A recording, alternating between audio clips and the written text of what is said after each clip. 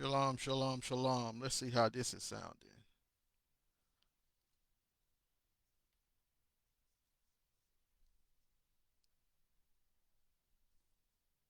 Alrighty, let's see how this is sounding on Facebook. How are we sounding on Facebook? Testing for Facebook. Let's see how this is sounding on. Alright, so we got that going good. Now, let's go to Clubhouse.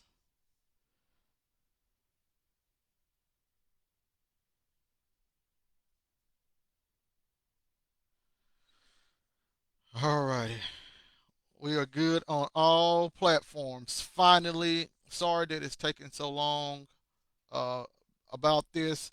Been trying to get this lesson out for a while, but for some reason, things keep happening on my end with this lesson. I can't explain it.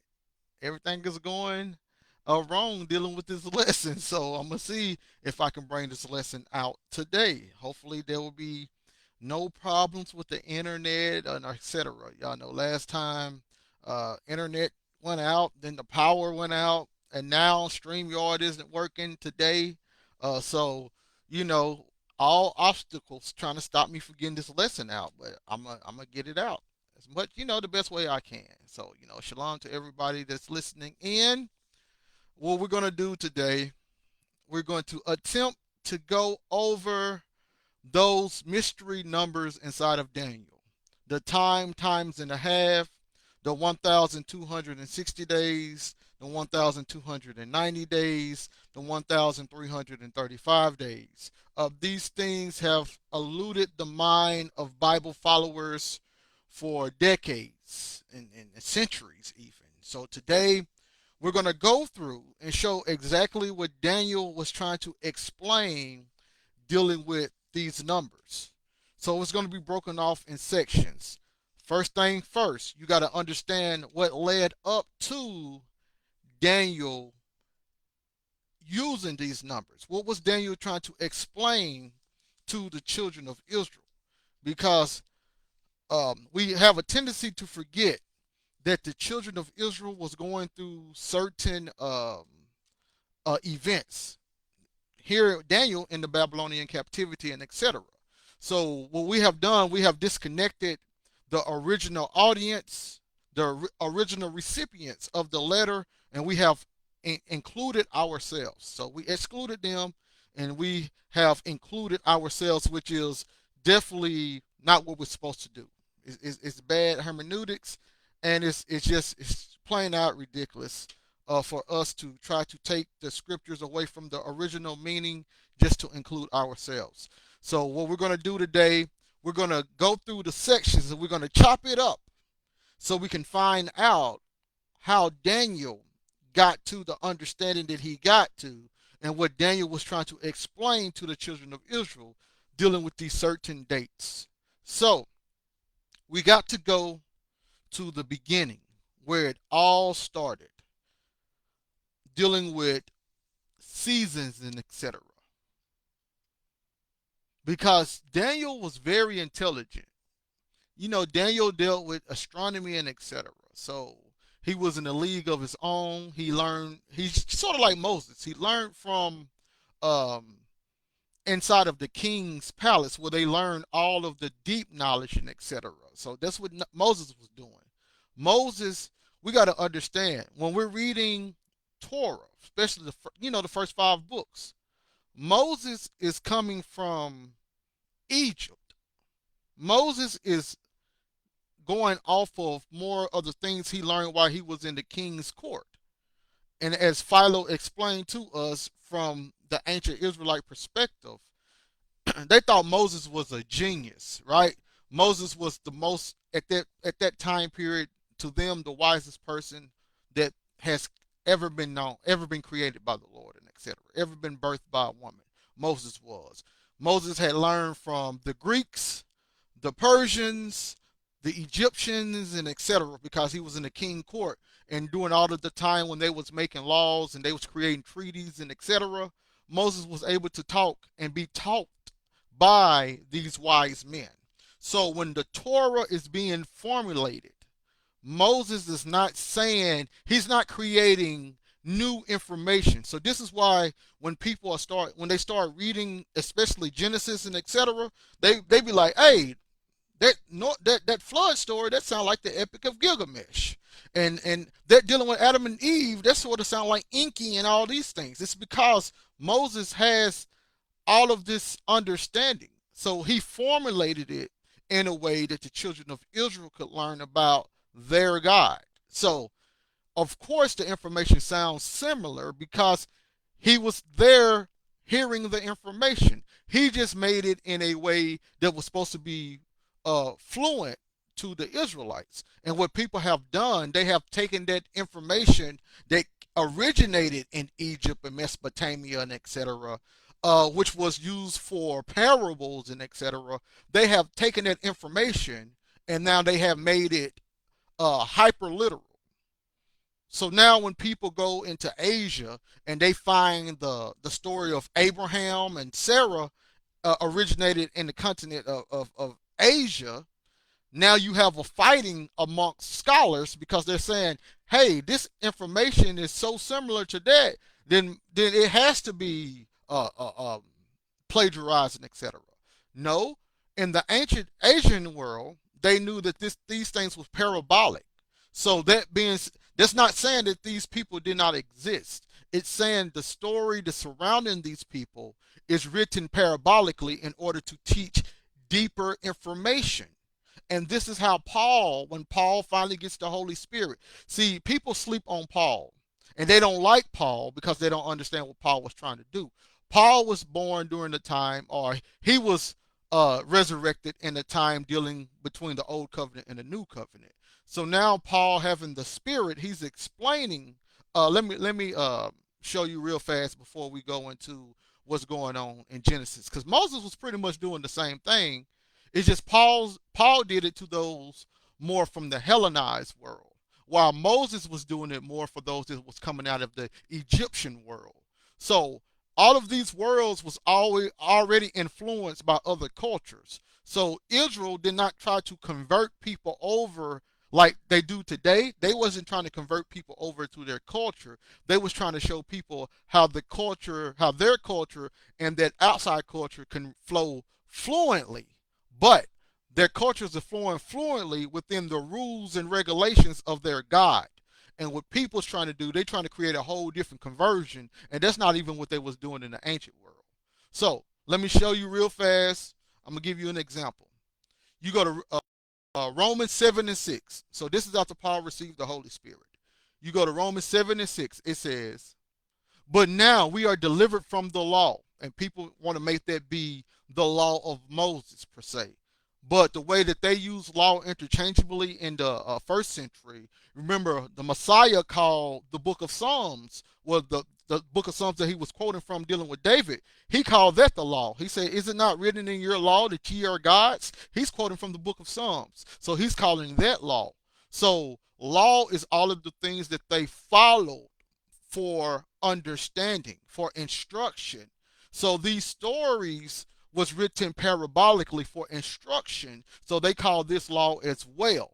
And people today only want the law to be the written code of do's and don'ts. That's not how they did it back in the days, and that's not how they look at it. But anyway, it says, but now we are delivered from the law, that being dead wherein we were held, that we should serve in newness of spirit and not in the oldness of the letter. So Paul is he's explaining to the Romans, those that had the Spirit, they are not serving the oldness of the letter, but the newness of the Spirit. And a lot of people don't understand what that means today. They don't understand what Paul was trying to explain, dealing with the oldness of the letter and the newness of the Spirit. I'm here to tell you, Paul is trying to tell them there's another way to understand the old letter. See, people they don't understand that Paul is trying to get them to look at the old letter through the newness of the Spirit. So in other words, you don't get rid of the old letter, but the way you translate the old letter becomes different. Now, this is what Paul actually stated again, and then I'm going to show you an example how Paul gave this an example on how this looks. So we're going to go into Second Corinthians. Let me see if it's 3 maybe. Yes, Second Corinthians 3. Now, this is what Paul is stating. I'm going to go to verse number 6. Second Corinthians 3 and 6. It states, who also hath made us able ministers of the new covenant, not of the letter, but of the Spirit.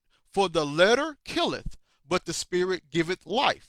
But if the ministration of death, written and engraven on stones, see, that's the old covenant, was glorious, so that the children of Israel could not steadfastly behold the face of Moses for the glory of his countenance, which glory was to be done away. So now, what Paul did right there, and I know I'm speaking kind of fast because I got to get to the main story, the main lesson, but I'm just trying to give the backstory of how this works. So what Paul did, he looked at the Torah. He was saying, hey, that what Moses went through when he received the Ten Commandments, he had to put the veil over his face. That represented something in the newness of the Spirit. In the oldness of the letter, it just looked like they were scared of Moses' face because it was shining. But the way that Paul interpreted that through the newness of the Spirit is, now you got to use that as a comparison.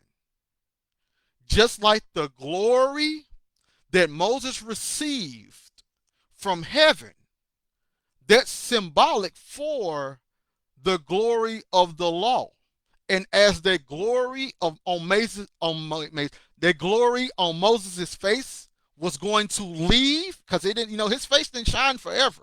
It eventually stopped shining. Paul's saying, just like that glory on his face stopped shining, that's the same meaning of the glory of the old law was going to be done away with. So you see how he's using the story dealing with Moses as a way to interpret the covenants. So he said, just like Moses had the glory on his face, that represented the old covenant. And just like the glory on Moses' face was going to be done away with, the old covenant was going to be done away with. See, a lot of people did not look at the old letter like that. They didn't look at the old letter as a comparison to understand how the old and new covenant was going to work. But let's keep reading. Once you go to verse 13. Well, let's start at 12. Seeing then that we have such hope, we use great plainness of speech, and not as Moses, which put a veil over his face, that the children of Israel could not steadfastly look to the end of that which is abolished. But their minds were blinded. For until this day remaineth the same veil untaken away in the reading of the old covenant, which veil is done away in Christ. But even to this day, this is Paul's day, when Moses is read, the veil is upon their heart, which is mine. Nevertheless, when it shall turn to the Lord, the mind, the veil shall be taken away. So what Paul is saying is, once a person puts on Christ and receive his Spirit, the understanding of the old is taken away. They're no longer subjugated by death and rules and regulations and etc. They receive liberty. They receive a different understanding. So now, Paul gives several examples. I'm just going to give one, and then I'm going to paraphrase another one.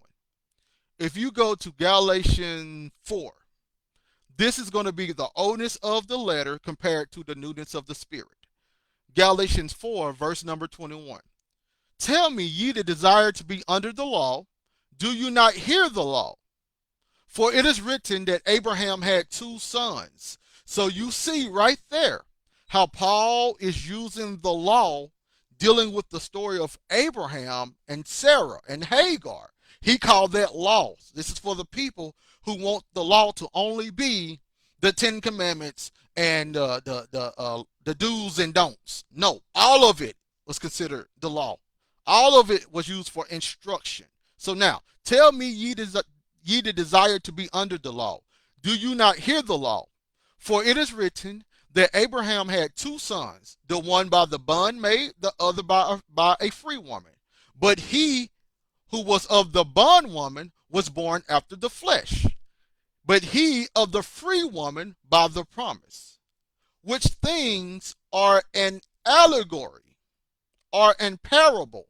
See, now this is going to throw people off because they don't understand what Paul is stating. Paul is showing how you're supposed to use the newness of the Spirit to understand the oldness of the letter.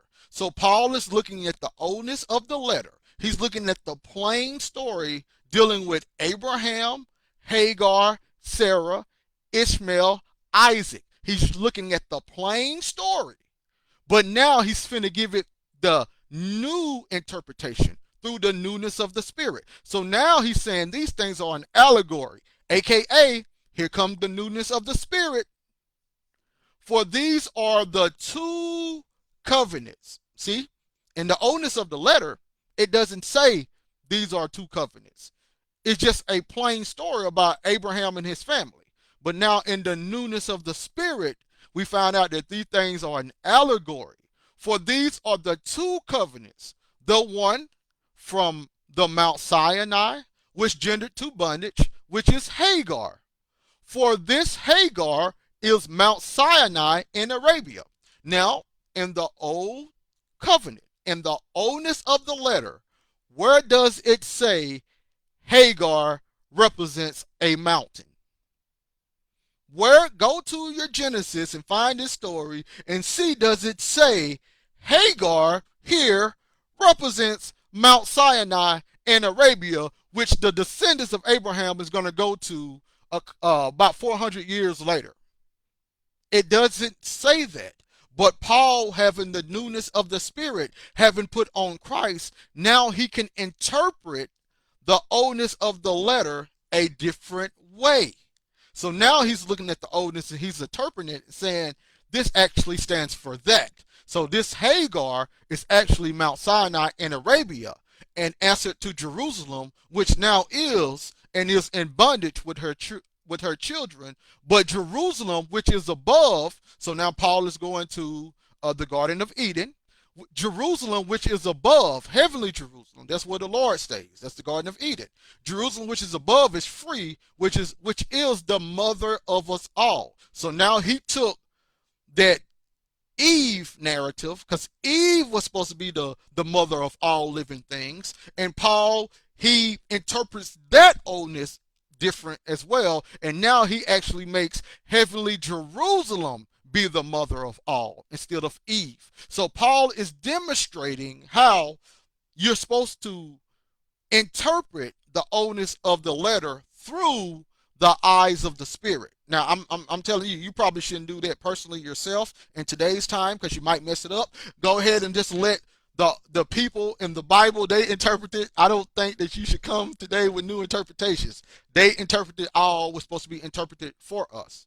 So that being said, and then you can go into when Paul was talking about thou shalt not muzzle the mouth of an ox, and he's saying, hey, do the Lord care about oxen or do the Lord care about us? He wrote this for us, not for oxen. He's saying you're supposed to plow in faith and etc. So Paul is looking at the oldness of the letter and saying, hey, the newness of Spirit is supposed to be used to interpret what this oldness means. Okay, now, believe it or not, Paul did not make this up. He did not make this way of interpretation up. You can go into the book of Philo. Philo does it the same way. You can go in some of the old rabbinical traditions. They do it the same way. But understand what the Lord had Moses proclaim in the book of Numbers. I want you guys to understand this, and then we're going to go to Genesis 1 to show how Daniel came up with these numbers. It all flows, but you got to walk with me.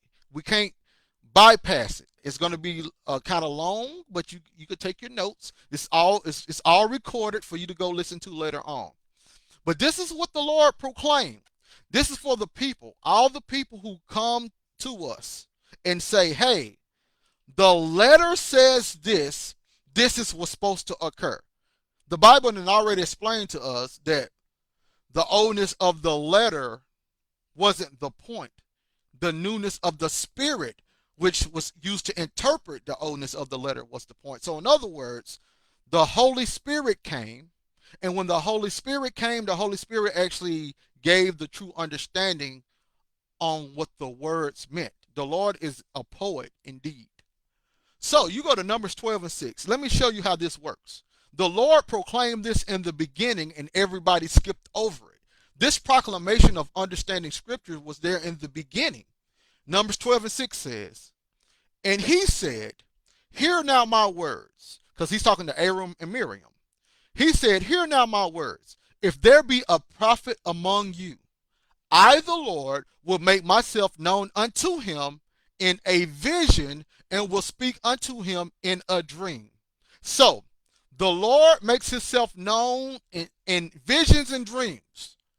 So, once you get to the New Testament, I'm just going to give this disclaimer and I'm coming right back. When you get to the New Testament talking about Christ's second coming, the Lord has already stated in Numbers 12 and 6, he makes himself known unto his prophets in visions and dreams. He didn't say he literally did nothing. So when it's time for the Messiah to make himself known, aka his presence, how did the Lord already state that it was going to happen? But you got the 21st century Western people saying, no, Christ got to physically walk down because the words say physically this is going to happen. Meanwhile, we don't go by the oldness of the letter, we go by the newness of the spirit, which was proclaimed in the beginning. So let me keep going on. So he said he's going to make himself known in visions and dreams. That's going to be important because look at verse 7. My servant Moses is not so, who was faithful in all mine houses. So he said, I'm not going to make myself known to Moses in visions and dreams, only the other prophets. Verse 8, with him, Moses, will I speak mouth to mouth, even apparently, and not in dark speeches. So he stated, Moses doesn't get the dark speeches. So if Moses doesn't get the dark speeches, if Moses get mouth to mouth, what does vision and dream means? Dark speeches. Look up what dark speeches means. It means parables. And the problem is, the Lord had already stated he's going to talk to the law and he's going to talk to his prophets in dark speeches. And then here come the people coming around, pointing to words, saying, it said it's going to happen this way, so it got to happen this way. Meanwhile, the Lord has already stated they're going to get parables. See? So this is from the beginning. So when Paul goes back, Paul's explaining the parables. He's explaining the dark speeches that the prophets received. See, that's the problem. People, the hyperliteral 21st century people are teaching the Bibles because they got a microphone. And now that they got a following in the microphone, they're teaching hyperliteralism, which the Lord did not teach. And then when a person comes in and say, no, brother, that's a parable. It's supposed to be looked at spiritual. Now, all of a sudden, you're overly spiritualizing. Meanwhile, the Lord has stated the prophets gets the dark sayings. And let's keep going on. And the similitude of the Lord shall he behold. Wherefore then were ye not afraid to speak against my servant Moses? So what does that mean? This all means that when you read the law and the prophets, there's going to be some parables inside of it. Now, let me show you from an outside source who was a Jew in the first century who says this same exact thing.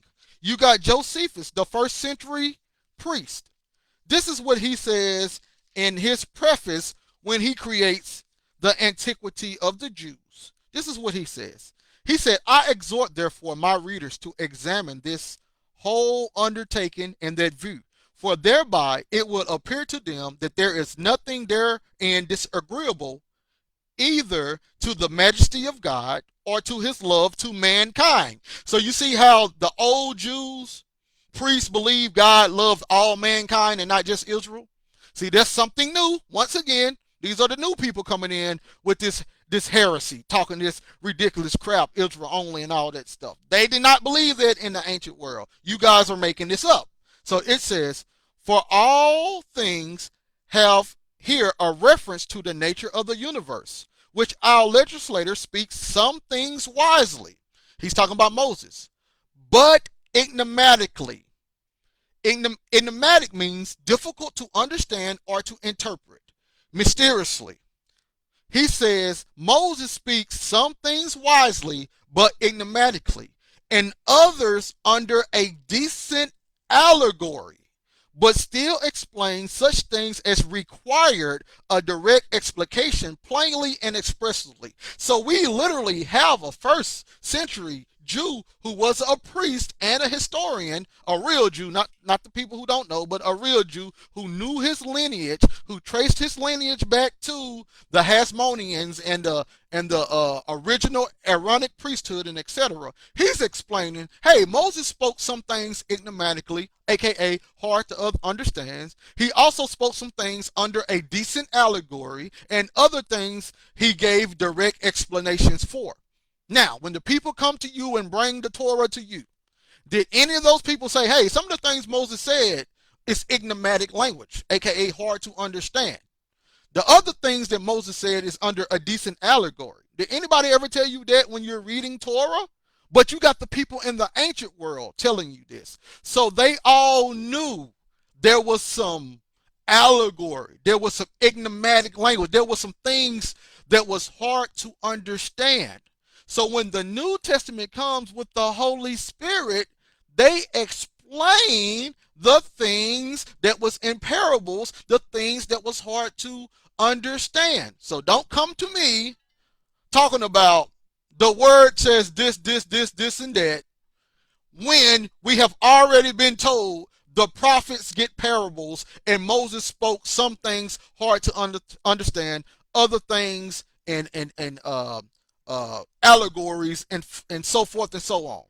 So no, I probably won't agree with your breakdown because I tried to listen to what the ancient world said. So now let's go to the feast days.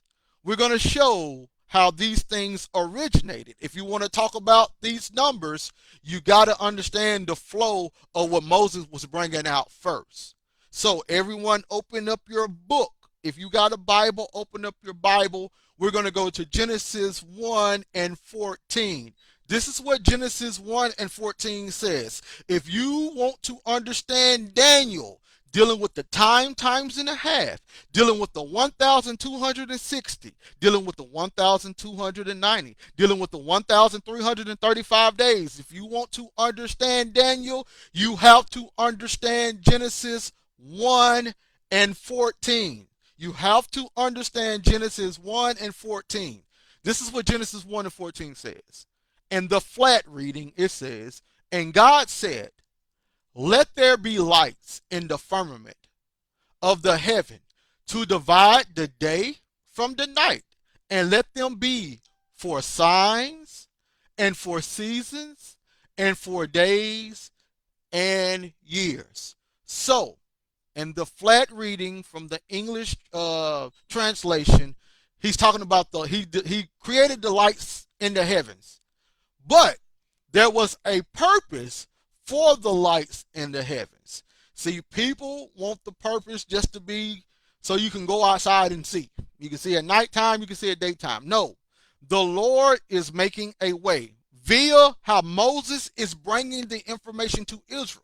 Remember, as Josephus said, Moses is trying to use the universe to explain how God loves mankind. But in that love relationship, mankind has also have to love and serve God. So, mankind who served God needed to understand signs, seasons, days, and years. So when he formed his sons of God, Israel, the lights in the sky, the sun, the moon, and the stars was the most important part of what he had designated for Israel dealing with their feast days. So now, this is Genesis 1 and 14. Once you look at the word, what's the word I want to find? Seasons. He said, let there be lights in the firmament of the heaven to divide the day from the night, and let them be for signs and for seasons. If you look up that word seasons right there, in Hebrew is H4150. It means moed. It means moed. And a moed is an appointment. There is a fixed time or season, specifically for a festival, a place of meeting and assembly. So the Lord said he's going to, according to Moses, he's going to use the lights in heaven to meet or to have something designated for himself, for his people. It's going to be a designation for them to meet, for them to congregate, for them to assemble, for them to have a festival. It's a specific appointment date. So, once again, it's a specific appointment date. Everyone who's an adult, as well as kids, then had to do an appointment. You have to be there at that appointment, that certain date, that certain time. You got to be there. You got to be there in order to receive whatever you're going for the appointment for. If you go into a doctor's appointment, you're there on time to receive that benefit of the doctor office and etc. If you go into a date appointment, you're there to receive the benefit of the date. So the Lord had certain appointments for his children to do in order to receive something. And what was they receiving? None other than the dress rehearsal of the completion of all. So now, I'm going to go ahead and state this, and then I'm going to move on. If you want to know what the feast days, which are festivals, appointments for the congregation, these are dress rehearsals leading up to the proper marriage, leading up to the everlasting covenant. The feast days are symbolic. They're allegories. They're parables for the life of Christ and those that followed him. Let me say it again. The feast days, even the ones that people are doing today, because they're late to the feast, they're late to the wedding. They run into the wedding and the wedding has already occurred. Now they're still in the dress room or they in the guest room looking around, still waiting on the bride. Meanwhile, the bridegroom and the guests have already left. That's equivalent to doing the feast day today. But anyway, you have the story of Christ in every feast day. This is why when Paul is in the New Testament, he's explaining, because we use Paul because Paul does the most explanation on these things. The other disciples, they're more getting people ready for or expounding on the message of the Messiah. So when Paul comes on the scene, Paul is like, hey, I'm going to explain, because the disciples are already getting the message of the Messiah out. So what I'm going to do, I'm going to explain some of the deeper understanding dealing with the law and the prophets and incorporate that with the message of the Messiah.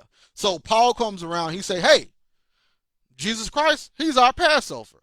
Hey, you got to throw out all of the wickedness out your house and then the wickedness of your heart. Now that's the unleavened bread. You putting out the old leaven and etc.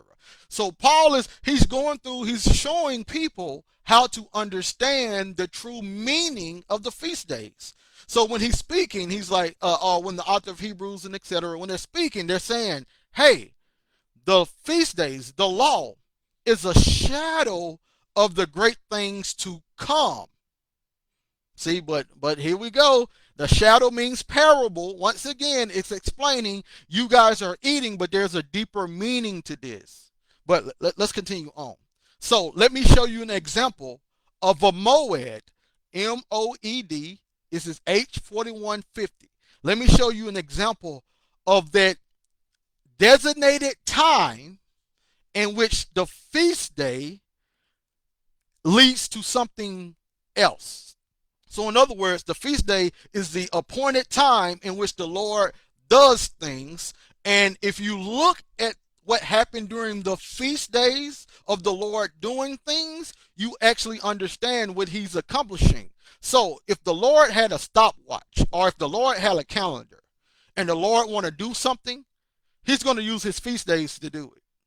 If the Lord want to go to the grocery store and he's on a time, he can do it anytime he wants to, but he's going to choose his designated time to go to the store, which is a feast day. So how we have designated times, he has designated times to do things as well, and that goes around his festival calendar. So let me give you an example real fast.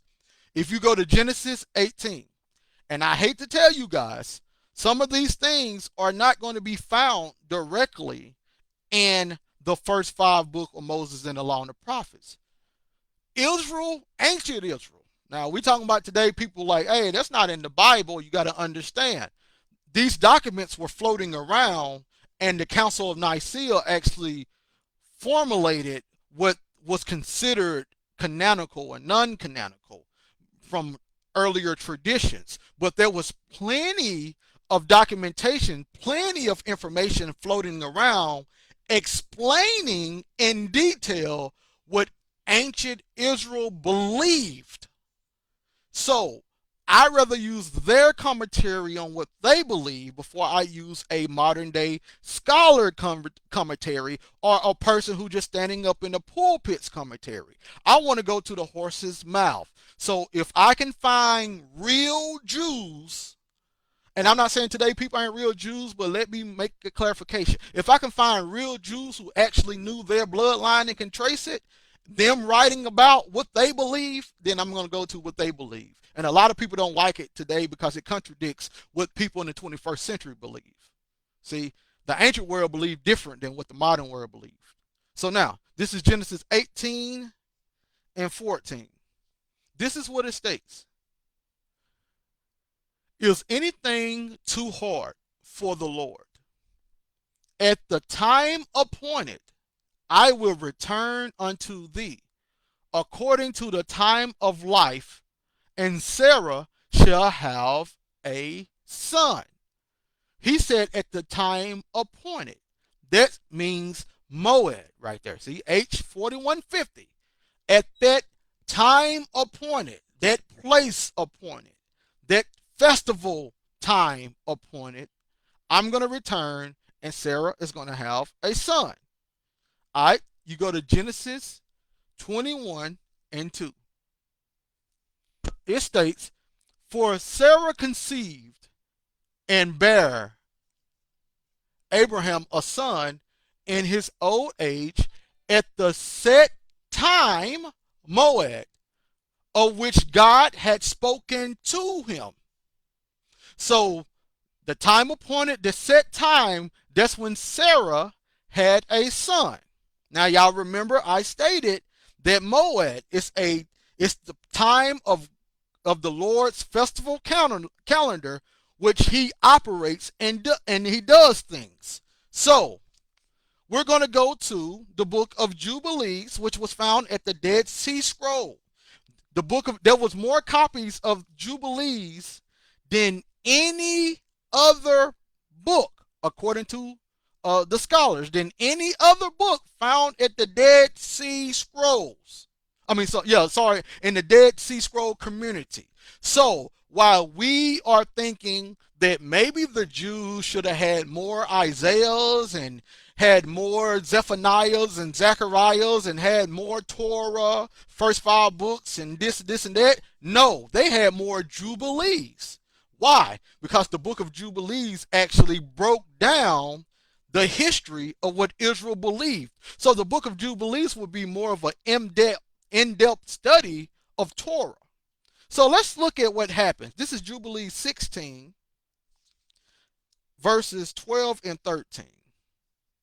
This is what they stated. It says, "And in the middle of the 6th month, the Lord visited Sarah, and did unto her as he had spoken, and she conceived. And she bare a son in the 3rd month, and in the middle of the month, at the time of which the Lord had spoken to Abraham, on the festival of the first fruits of the harvest, Isaac was born." So you see how we have in our Torah, which came from the Masoretic text, that Isaac was conceived. Isaac was born at that appointed time, at that Moed. What does that mean, Isaac was born at the appointed time? Well, once you go into the book of Jubilees, you find out the festival time of the first fruits of the harvest is when Isaac was born. So you see how the Lord used his feast days in order to produce something. The Lord used his feast days in order to produce the son of promise. The first fruit feast day was used as the time in which the son of the promise was born, who Paul called the new covenant. That's who he represented, the new covenant. So we find out that the new covenant has the first fruits of the Lord inside of it when the new covenant came. Okay, so now we're going to go to a little bit more. We're going to go a little bit more now. Then I'm going to open it up, see if anybody got something to say before I continue on. So, if you go to Leviticus 23, and yes, all of this is going to matter in just a moment. Trust me. So, as Torah progress, right? So we find out that the Lord has these set times in which he does things, which is his festival calendar dealing with his feast days. So everybody, you have to restudy the feast days because the feast days are important to understand how the Lord was finishing up his promises. So now, you go to Leviticus 23. Now Moses gets a little bold, more bold with it, because people are not understanding maybe. So Moses get a little bit bold with it. So this is Leviticus 23 and 2. He says, "Speaking to the children of Israel, and say unto them, concerning the feast of the Lord, which ye shall proclaim to be holy convocations, even these are my feasts." Guess what the word feast there is? Guess what the word feast there is? Moed. It's the same Hebraic word for time appointed. So now Moses he's bringing the Torah together. This is what he does. Remember, he speaks some things enigmatic, but these are all stories to bring God's people together to understand how God loved mankind and those that worship him and etc. So now we're finding out that the Moab are feast, and the Lord had Moses to proclaim these times appointed to his sons and daughters. So let's continue on. You go to verse 4. "These are the feasts of the Lord, even the holy convocations, which ye shall proclaim in their seasons." And the word for feast and seasons is the same Hebraic word. The English translators translated one feast and the other seasons for us to be able, I guess, for us to be able to make the information flow for us to understand the deeper message. But we find out the feast, the allegories, was given to Israel. And then he goes through Passovers and etc. You go to verse 37. It states, "These are the feasts, Moed, of the Lord, which you shall proclaim to be holy convocations, to offer up an offering made by the fire unto the Lord, a burnt offering, a meat offering, a sacrifice, and drink offerings, everything upon this day." You got to understand, everything that he proclaimed is an allegory. It represents different events. See, an offering made by a fire. That represents an event because we find out that, what's that in the book of Zechariah? That the people of the Lord is going to be tried by the fire. You got a burnt offering. Some things was going to be totally destroyed. You got meat offerings, sacrifices. You got drink offerings. You know how the Lord said, my blood, you have to drink my blood. You have drink offerings. See, all of these things represent something deeper. But if you get stuck on the literal words instead of the actual meaning, you're going to be telling people you got to do these feast days and you got to do it exactly just how it said, instead of understanding what's being said here. And then you got Leviticus 23 and 44. And Moses declared unto the children of Israel the feast, Moed of the Lord. So every feast day explains a different part of Christ when he was on the scene, as well as the church, the first century church. Now we don't. I'm not even gonna go into that. So now, once you go into Daniel, this is when Daniel come in, and after I get done with this, I will open it up, see if anybody got anything to say before we move on. Uh, Give me a moderator on the stage with me. Hey, Bless, can you come up? Or Short? Yeah, give me 1 second. Hey, here we go. There you go. All right, thank you, because I ain't gonna be able to look down. All right, so now, and I appreciate you coming up, Undertaker. I definitely appreciate that. So now, yes, sir. So once you go to Daniel 8, so now we're going to get into Daniel a little bit. Let's get into Daniel a little bit. Daniel 8:19. Listen to what it stated. And he said, behold, I will make thee know what shall be in the last end. The word right there is Acherith. H3:19. That's that's what the Hebrews use for what they call the last days, the last end. See, when you see the word last end in Torah, once you get to the New Testament, which is what Christ was dealing with, or what we call the New Testament, the disciple asked him about the end of the age. The last end and the end of the age is the same time period. People want to make it different. It's the same time period. Now, I'm going to show you an example real fast so we can understand what's happening in the Bible. See, the old and the new, which is all under the old covenant, flows together. And when we get to the new covenant, the biblical new covenant, what they was waiting on, we don't have no more writings because the people are supposed to be the pages of the new covenant, of the true biblical new covenant. They had writings of the old covenant to explain it. But anyway, so this is what you see in Genesis 49. Let me just give you a rundown real fast. You go to Genesis 49, verse number 1. And Jacob called unto his sons and said, gather yourselves together, that I may tell you that which shall befall you in the last days. The same word for last is Echeret. It's the same word for end that we find in Daniel. So they're going to talk about a time period in which Moses, let me say it again, Moses, so you got to understand the way that Moses and the ancient world viewed things are different from the modern day. We got to make that understood. So when Moses is composing this information, he's speaking on the last days that he's talking about. Okay? So the last days that Moses is talking about, this is what's supposed to happen in verse number 10.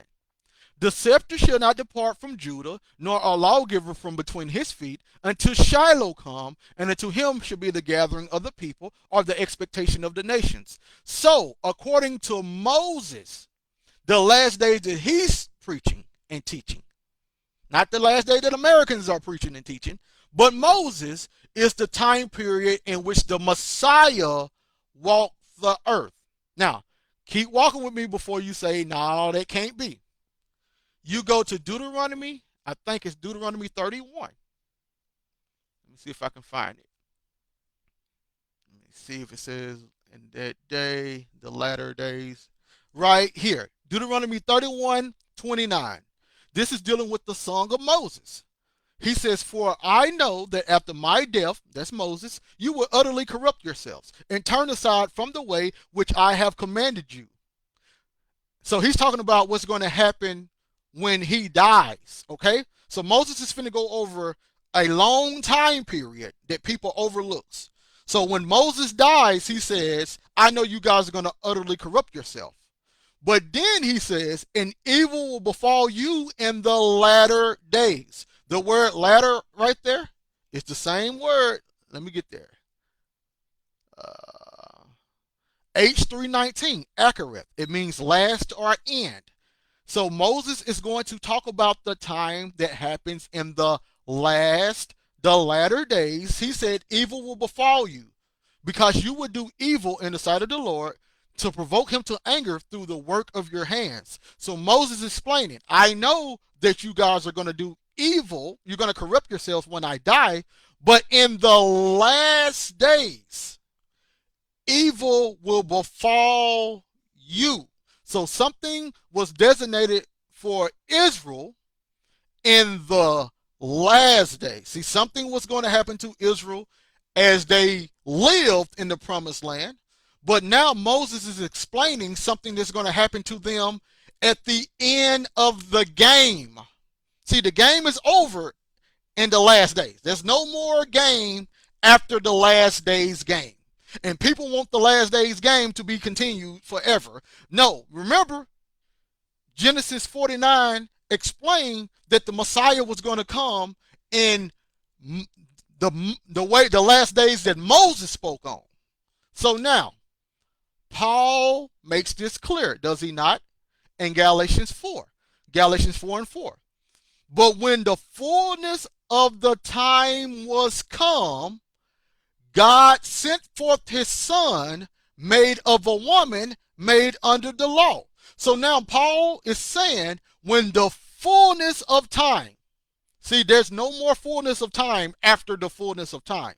See, you already have Moses explaining the last days is going to be when Shiloh comes. So now you got Paul explaining the fullness of time is when Shiloh came.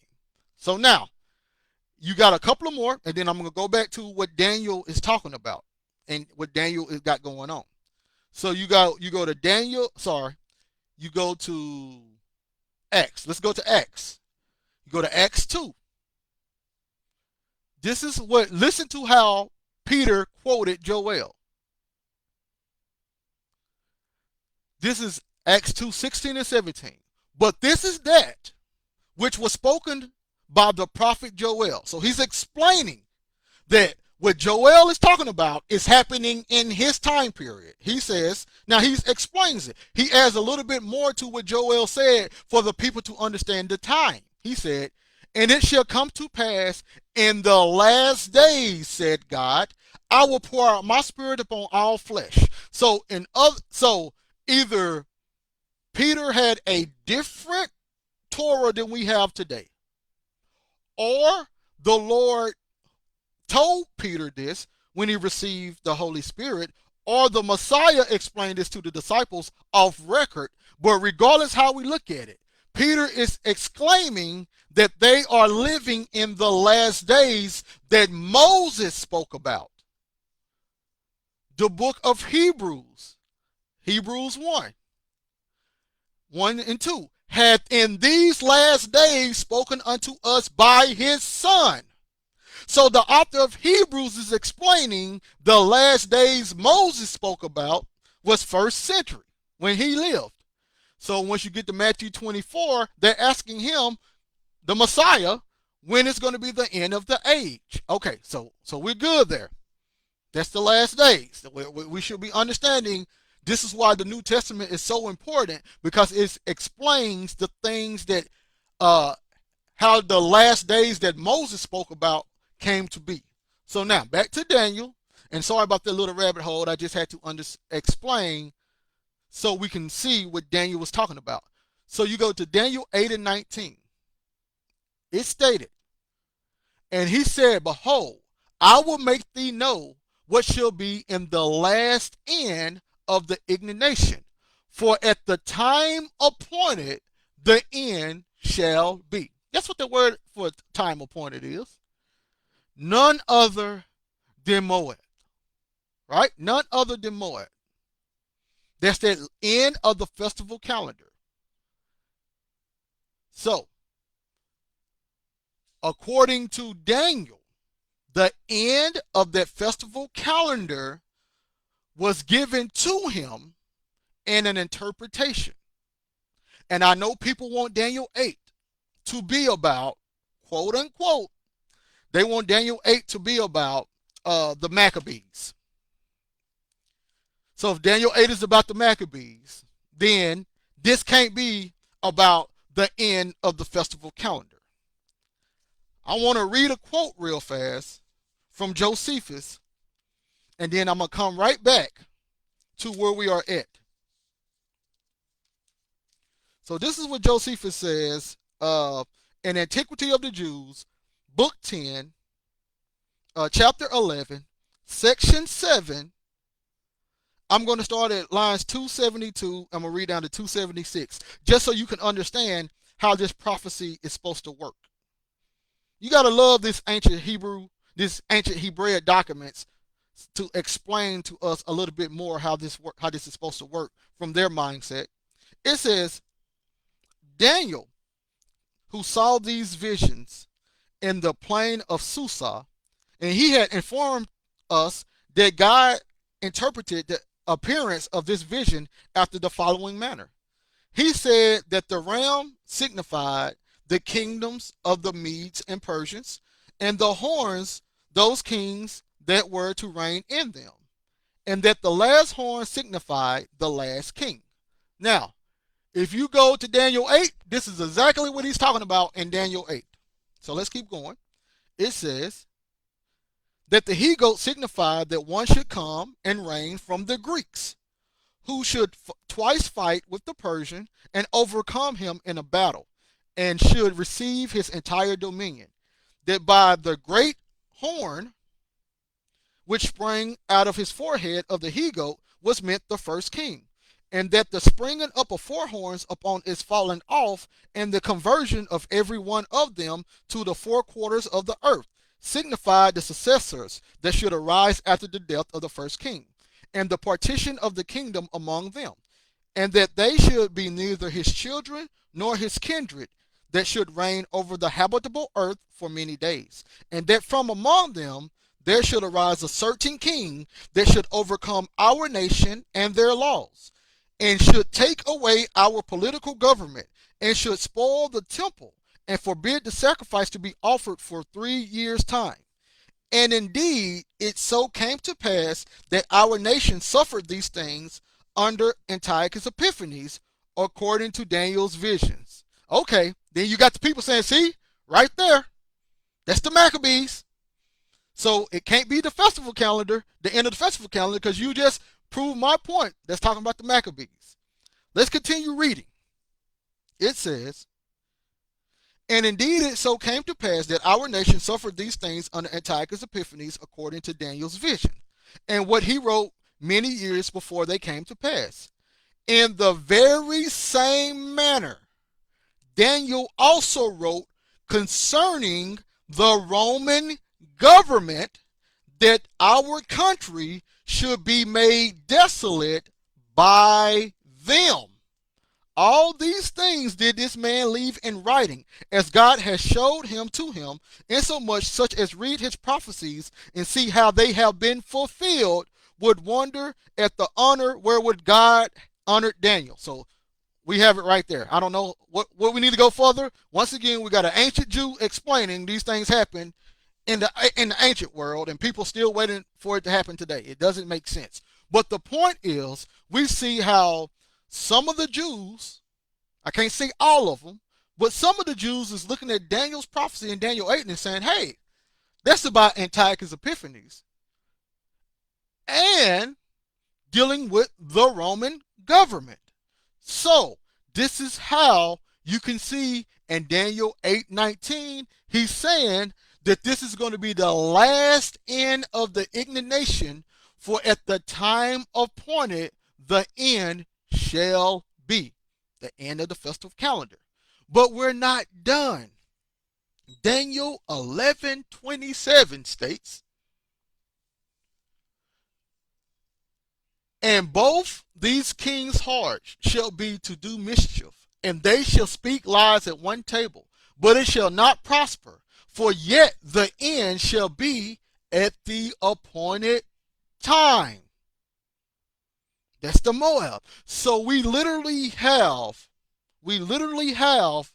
the Lord telling Daniel that the end was going to come at the time appointed on his festal calendar. So, if you want to talk about eschatology and the end of all things and when that's supposed to be at, you're supposed to be looking at the calendar that the Lord set forth, which are the feast days. You're not supposed to be looking at Russia or Purim or all that other stuff. So let's keep going on. 11:35. It says, and some of them of understanding shall fall to try them, and to purge, and to make them white, even to the time of the end, because it is yet for an appointed time.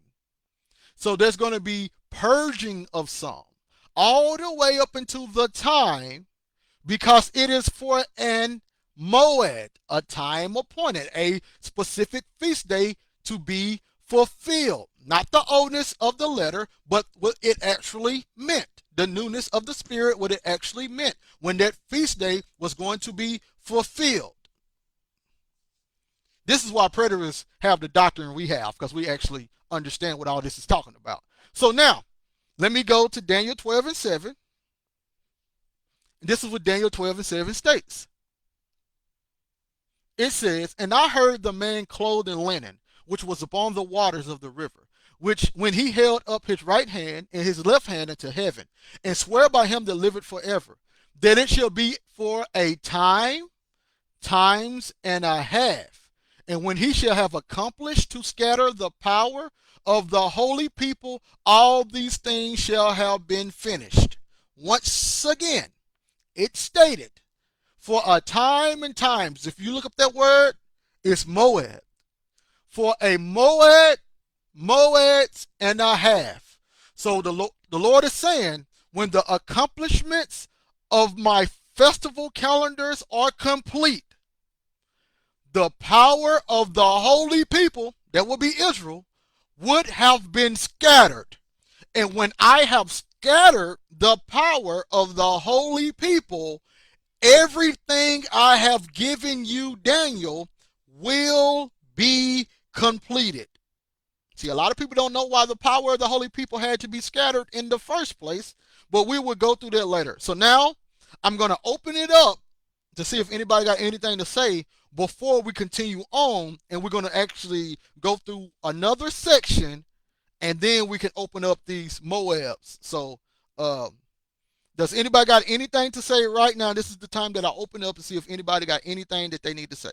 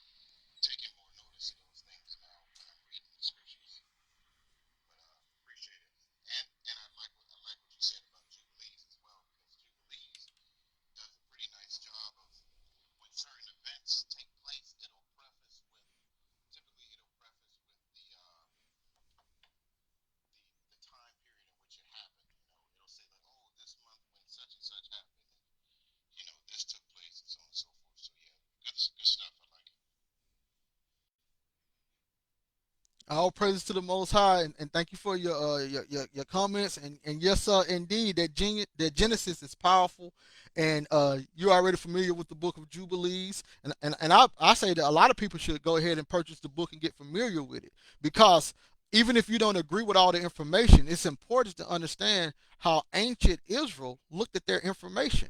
First, let's look at it how they looked at it before we start trying to remix it on how we should look at it. So I'm definitely a person about these ancient books, and we're not even done with the Book of Jubilees. We're going to go into it in just a second again. Indeed. Shalom, brother Wisdom.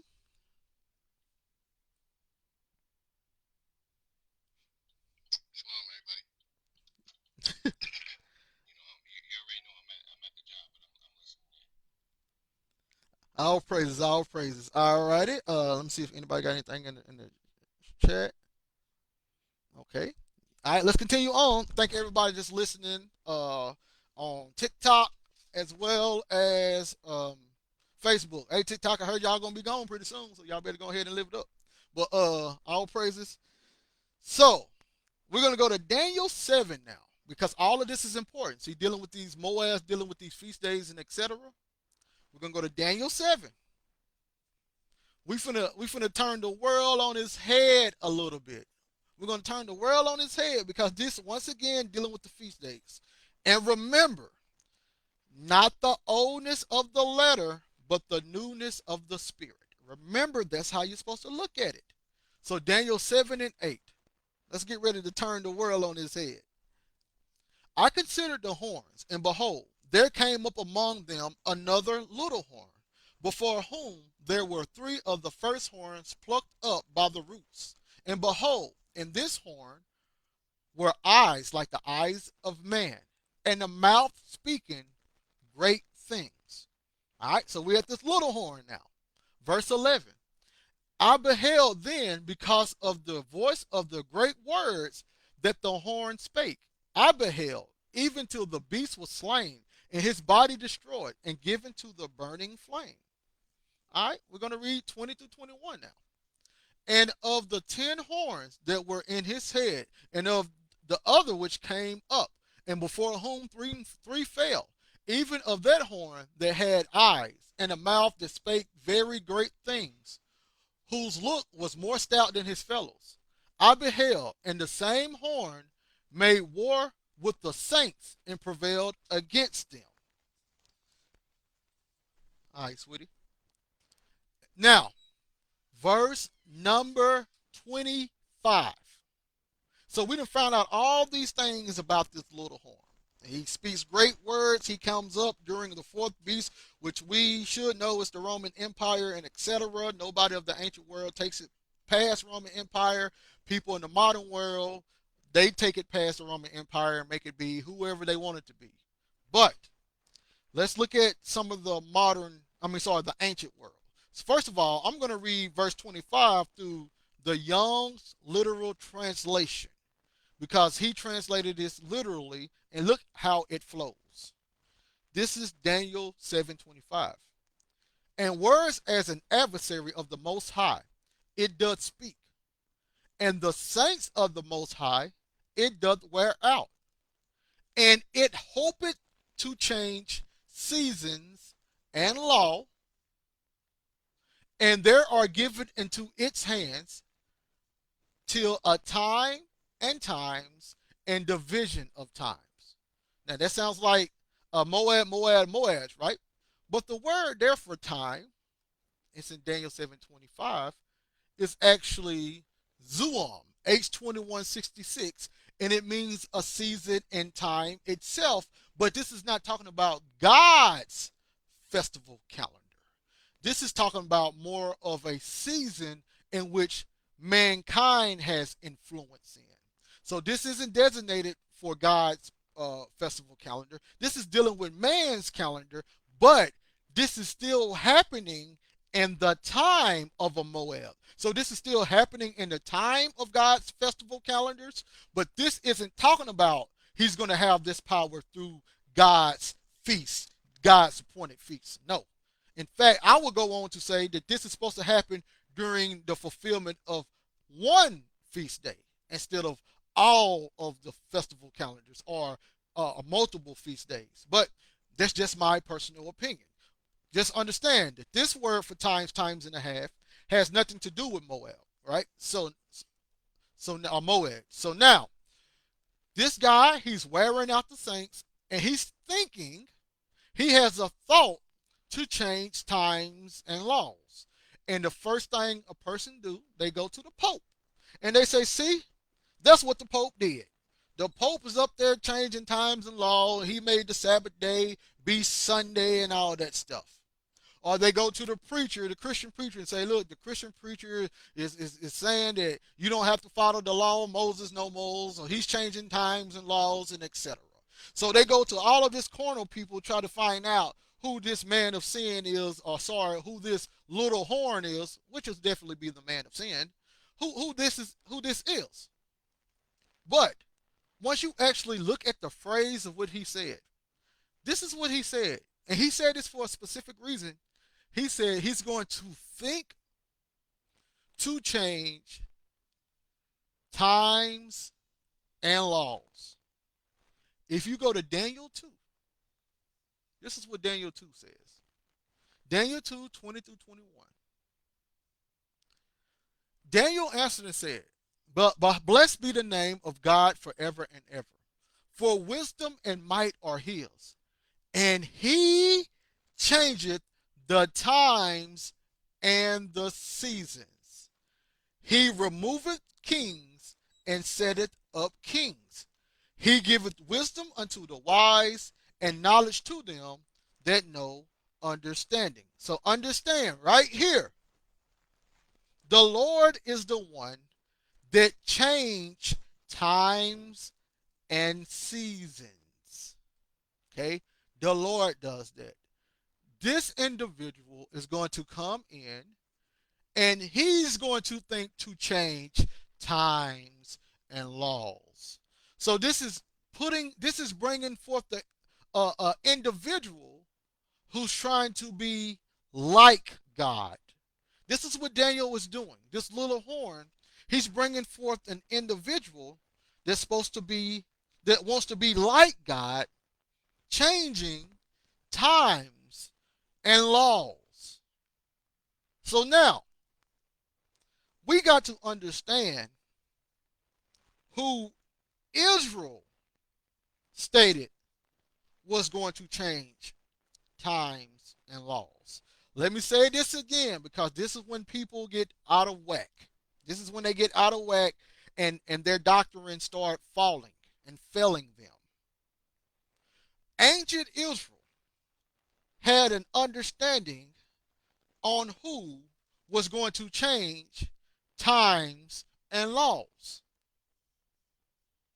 You remember Deuteronomy 32 said, "Hey, I know that you guys are going to utterly corrupt yourselves and etc. In the last days, evil going to befall you."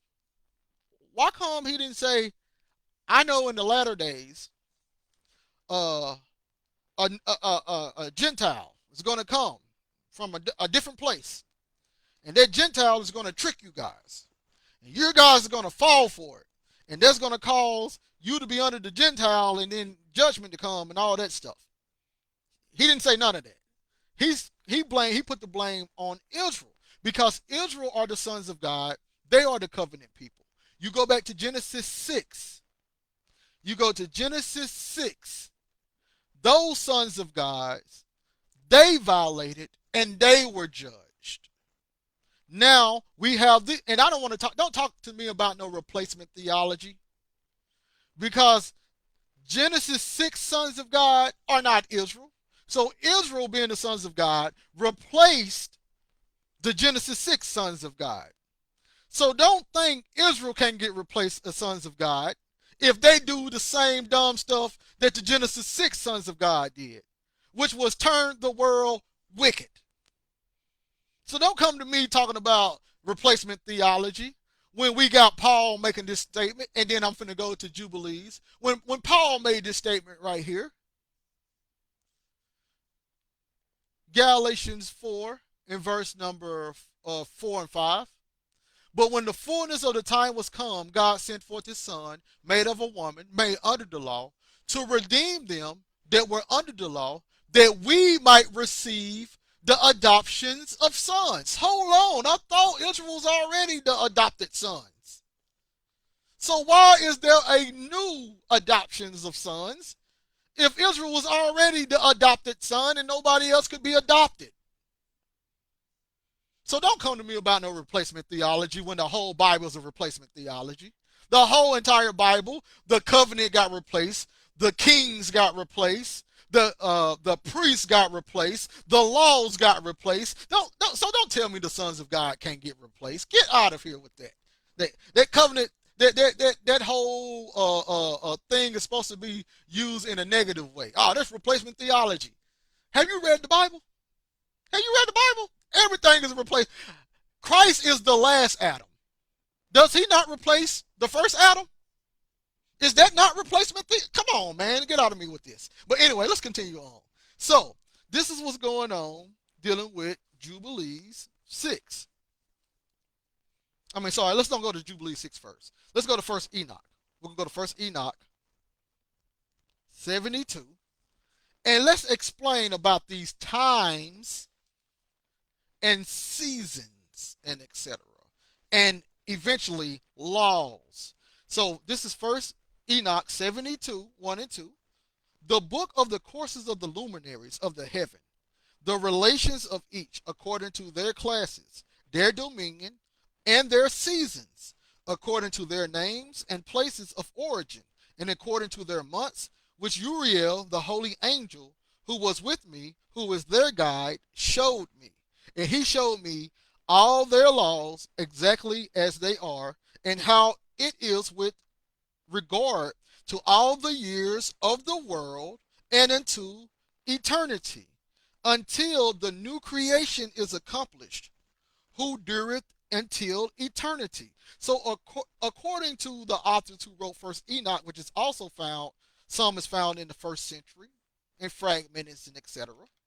According to the author of Enoch, and also they are being quoted by the church fathers, the book of Enoch and the book of Jude.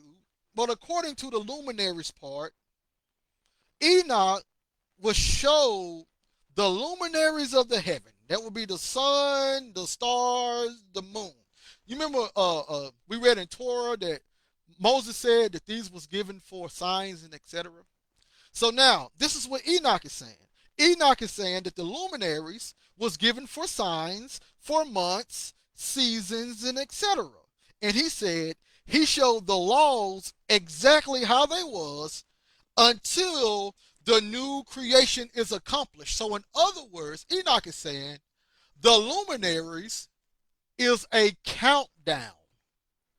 The luminaries is a countdown on on which the old creation was going to be taken away and the new creation was going to come about.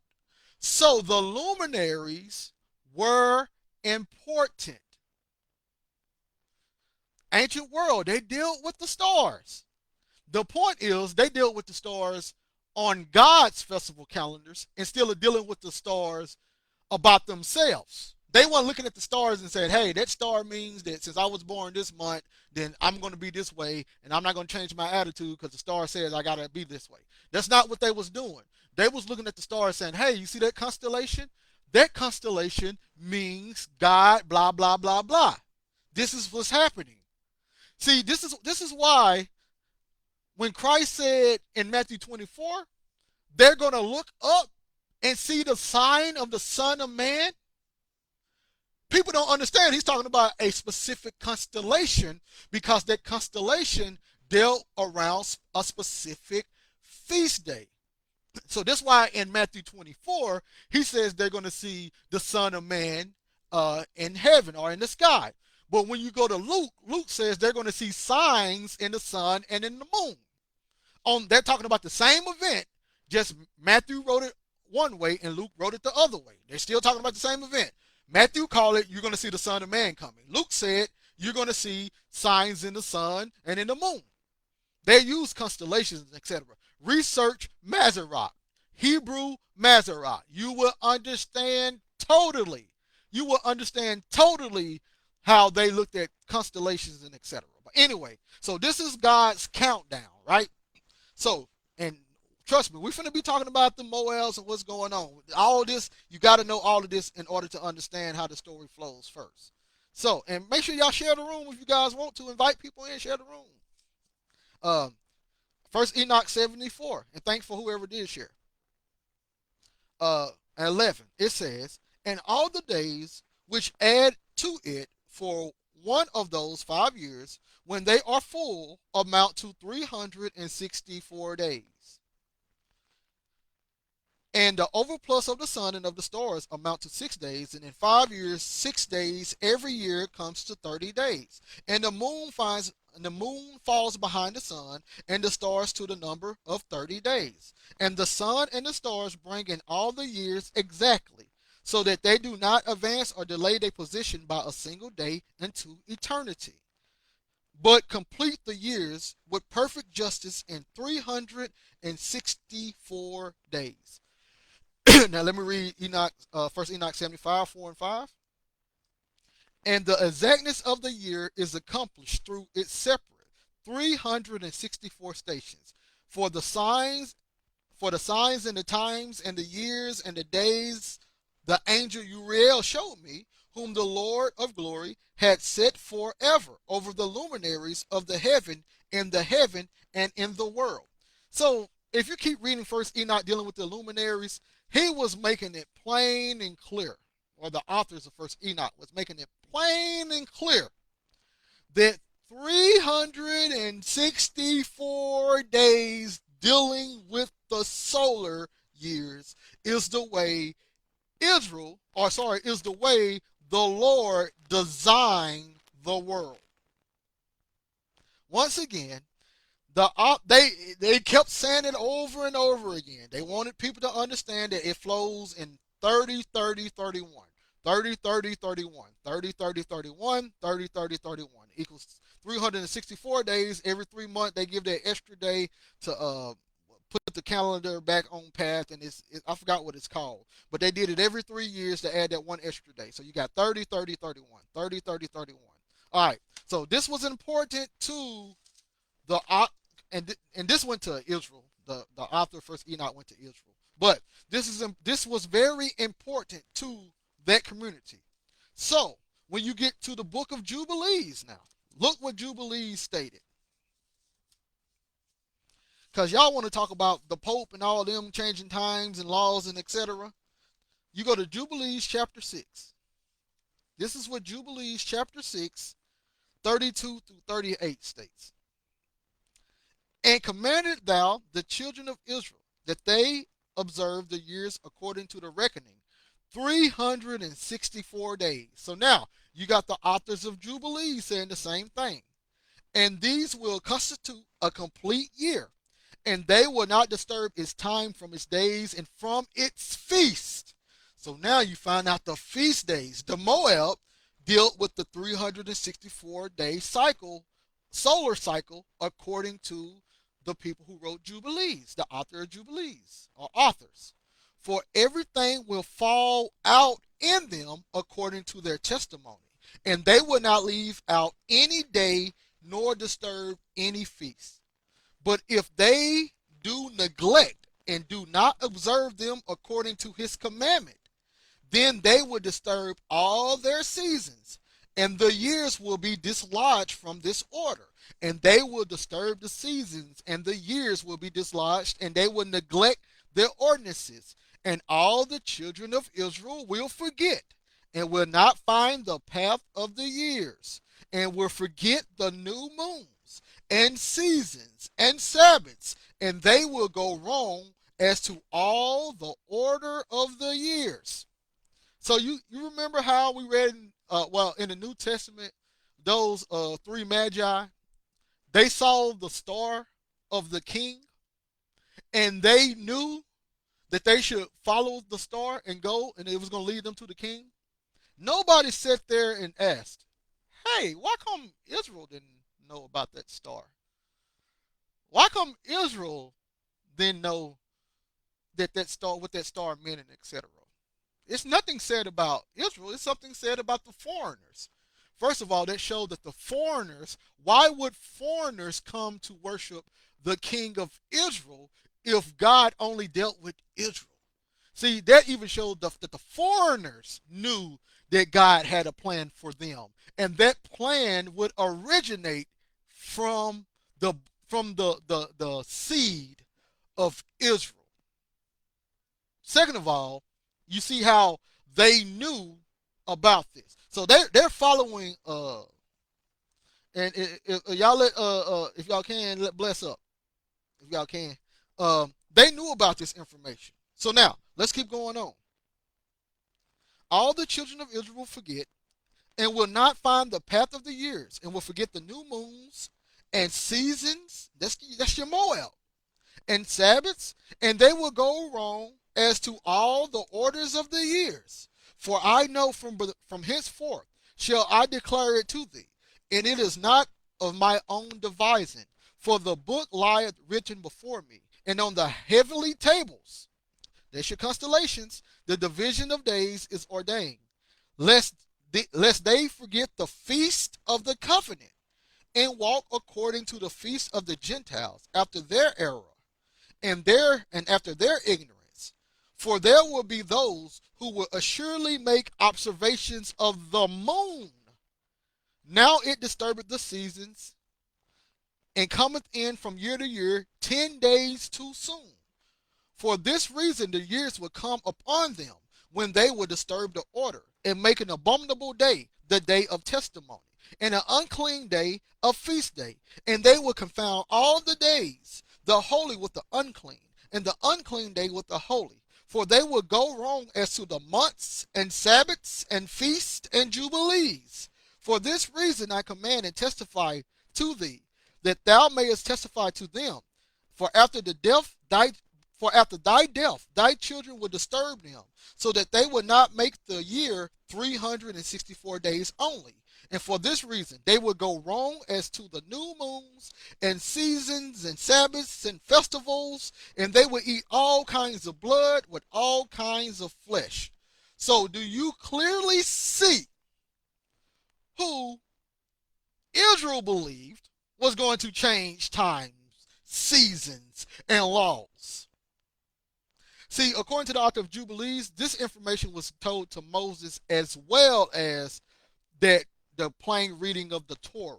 According to the author of Jubilees, this is additional information that was given to Moses. And to them, this was very important. So you got these Jews right here explaining explaining that there was going to be a division between solar and lunar ways of understanding of the months. And hey, when I get done with this one, I'll open it up and for more information. So yes, sir, for more questions and statements. Yes, sir. So you got that spoken of. You got that spoken of that some's gonna go lunar, some's gonna go solar, some's gonna make 364 days, some gonna have 359 days. So we clearly see who Israel believed was going to change times and laws. And this is my last statement. Then I will open it up and see if anybody got anything they want to add to it before we move on to the next section. Okay, once you go to Mark 7 through 8. Listen to, now we got the Messiah. It says, for laying aside the commandment of God. Let me start at 7. How in vain do they worship me, teaching for doctrines the commandments of men? For laying aside the commandment of God, ye hold the tradition of men, as the washing of pots and cups, and many other such things ye do.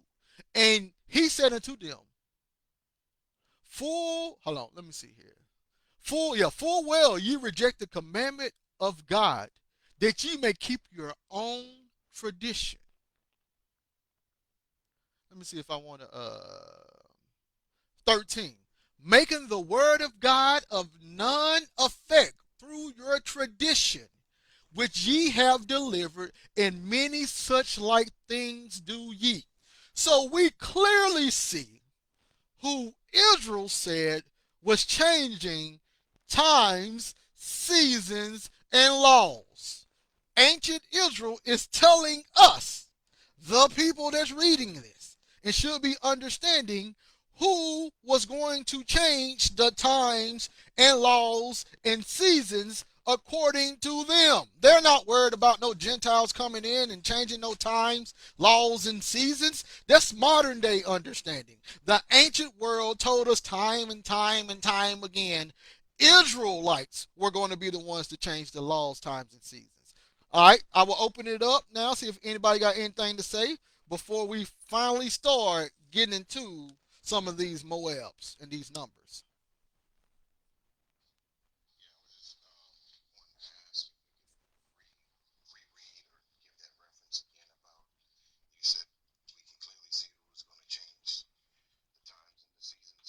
Oh, yes, sir. Yes, yes, sir. That's Jubilees, the book of Jubilees, chapter 6, verses 32 through 38.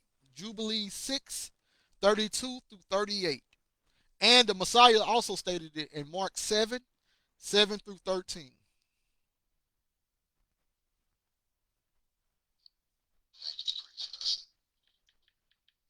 All praises. Anybody else got anything they want to say?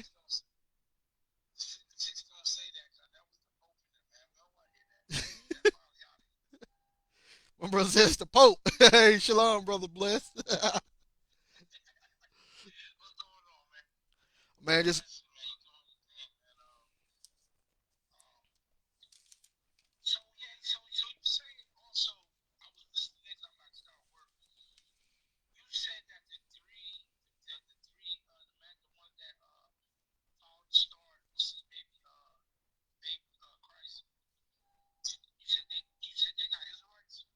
no, that was Magi.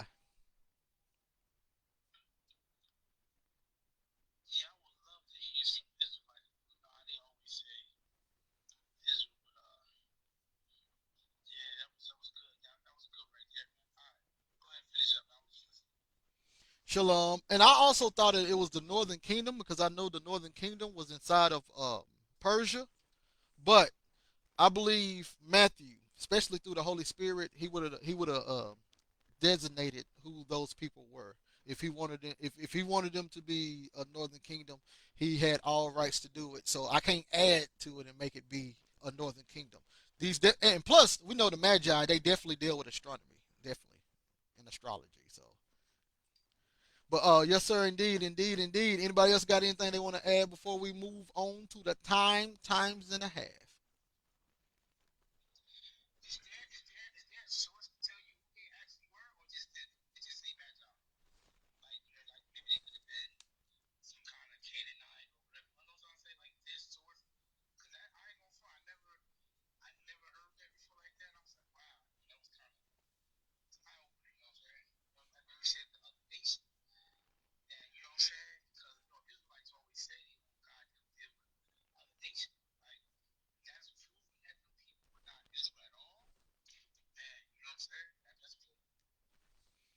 Yes, sir. And it don't have any source to say that besides Matthew saying that they were actual were magi's, but at the same time dealing with the stars and etc. Once you go into the history of the magi and of the magi's and etc. This is right up their lane. This is what they do. This is exactly what they do. And notice they knew more about the stars than Israel did because Israel then had already gotten off dealing with how the calendar and stuff works.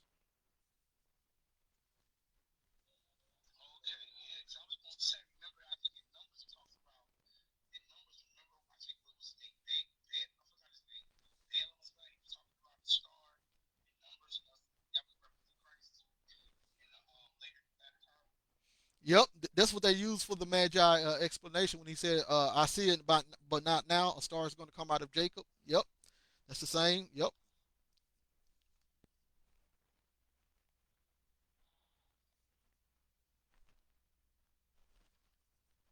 All right. Yeah, I see my brother's on the phone. All right, y'all. Well, let's continue on then. Yeah, he got on the phone, and I know this lesson is long, and I know people might find it boring, but hey, let's bring it out. It's good to have understanding some. All right, Daniel 12:7 now. All right. So Once you go to, and I heard the man clothed in linen, which was upon the waters of the river, when he held up his right hand and his left hand unto heaven, and swear by him that liveth forever, that it should be for a time, times and a half, and when he should have accomplished to scatter the power of the holy people, all these things should be finished. And he said, Go thy way, Daniel, for the words are closed up and sealed to the time of the end. So, understand the understanding that Daniel has gotten. These words are going to be sealed up unto the time of the end. So, we say the time of the end, which is the end of the old covenant, the end when death was reigning, when life was going to take back over, the end of not having that relationship with the Father, him having a relationship with his creation. The end, that's what we say when we say end. When Moses was talking about end, he was talking about the end of not being in covenantal relationship with the Lord in a loving, living relationship. We ain't talking about the death relationship, in a loving, living relationship. So it's the end of that old covenant. So, according to Daniel, and this is going to be another covenant eschatology point, another new covenant point, another full preterist point, another all things fulfilled point. Just mark it down. Daniel stated that when the end comes, the words will be unsealed. Okay? When the end came, the words were going to be unsealed. So, let's walk down and show how the words became unsealed. Once again, the end that Moses was talking about, the end days that Moses was trying to explain, was first century. It led up to first century. So by the time you get to first century, when the Messiah is on the scene, that's considered the end days that Moses was talking about. That's the end days that Zechariah was talking about. That's the end days that Malachi was talking about. That's the end days that Micah was talking about. Isaiah, if I then said it, Habakkuk, all people that talked about the end days, they're not talking about a different end days than what Moses was talking about. And Moses was talking about the end days in which the old way of life was going to end, which was not having a relationship with God, to the new way of life beginning, which is having a relationship with God that involves nothing but life. So Isaiah 11, 1 and 2. Let me show y'all how this works out so we can find out the end days of the Moab calendar was indeed first century. All right, so now Isaiah 11, 1 and 2. And there shall come forth a rod out of the stem of Jesse, and a branch shall grow out of his roots. And the Spirit of the Lord shall rest upon him, the Spirit of wisdom and understanding, the Spirit of counsel and might, the Spirit of knowledge and of the fear of the Lord. Now we know this is talking about the Messiah. So Daniel said at the end days, those words would be unsealed, which meant now they could be unsealed and understood. Because you remember, Daniel said, I heard, but I understood not. And he said, well, seal up the words to the time of the end. And at the time of the end, these words will be unsealed. These words would be understood. So when the Messiah came on the scene, when the Messiah came on the scene, y'all could let Bless back up. I don't know what happened. When the Messiah came on the scene, he had the spirit of wisdom and understanding and knowledge. So are we trying to say that the Messiah had every spirit from his father and he did not understand Daniel? See, I know when people say, hey, the Father, look, when Christ had all those spirits, but he did not know the day or the hour. Well, the word know isn't really talking about knowledge right there. It's talking about declaration. He can't declare the day. The Lord had to declare when that final feast day was going to occur. He wasn't saying no as in knowledge. He was like no as in declaration. I can't declare today. Can no one declare today but the Father, because it's ending the Father's festival calendar. So Christ's not saying he didn't know the exact day. That's not what he's saying. But if Christ had the spirit of wisdom, understanding, and knowledge, you're trying to tell me he did not understand Daniel. Well, let's look more about the spirit of the Lord. Let's look more about the spirit of the Lord. Because I'm going to show you that the last days, the knowledge of Daniel was understood. Let me say it again. You're welcome. You're welcome. You're welcome. Thank you, sister, for the comment. You're welcome. Daniel's was shrouded in mystery. But when we get to the first century, the mystery of Daniel was understood. So if you want to understand what Daniel was talking about, you go to the New Testament. It explains what Daniel was talking about. The problem is people like the oldness of the letter. And they reading the oldness of the letter and saying, look, it says here it's going to be a man, he's going to be a horn, the horn going to do. No, that's not how you're supposed to look at it. The New Testament through the Spirit is telling them this horn actually represents this. That beast represents that. But let's keep going on. It says, you go to John 14. You go to John 14. Listen to what John 14 states. If you want to know Daniel, how Daniel was given out, the understanding of Daniel was given out first century, proving that that was the last days. Daniel 14:17. It says, the spirit of truth, whom the world, do I want to start there first? Nope. Yeah, I do. The spirit of truth, whom the world cannot receive, because it seeth him not, neither knoweth him. But ye know him, for he dwelleth with you, and shall be in you. So now the spirit of truth was going to be in the disciples. Verse 26. But the Comforter, which is the Holy Spirit, whom the Father will send in my name, shall teach you all things, and bring all things to your remembrance whatsoever I have said unto you. So don't tell me they didn't know the day or the hour. Don't tell me they didn't know the physical day when the Holy Spirit was going to teach them all things. Understand what these words meant in the language they was written in. But it said the Holy Spirit was going to teach them all things. So is that not saying the Holy Spirit was going to teach them what Daniel was talking about? And if Daniel said the knowledge was going to be sealed up until the end, and now the Holy Spirit had come first century, unsealing what Daniel had already given about 400 or 500 years prior. Doesn't that not mean they was in the last days?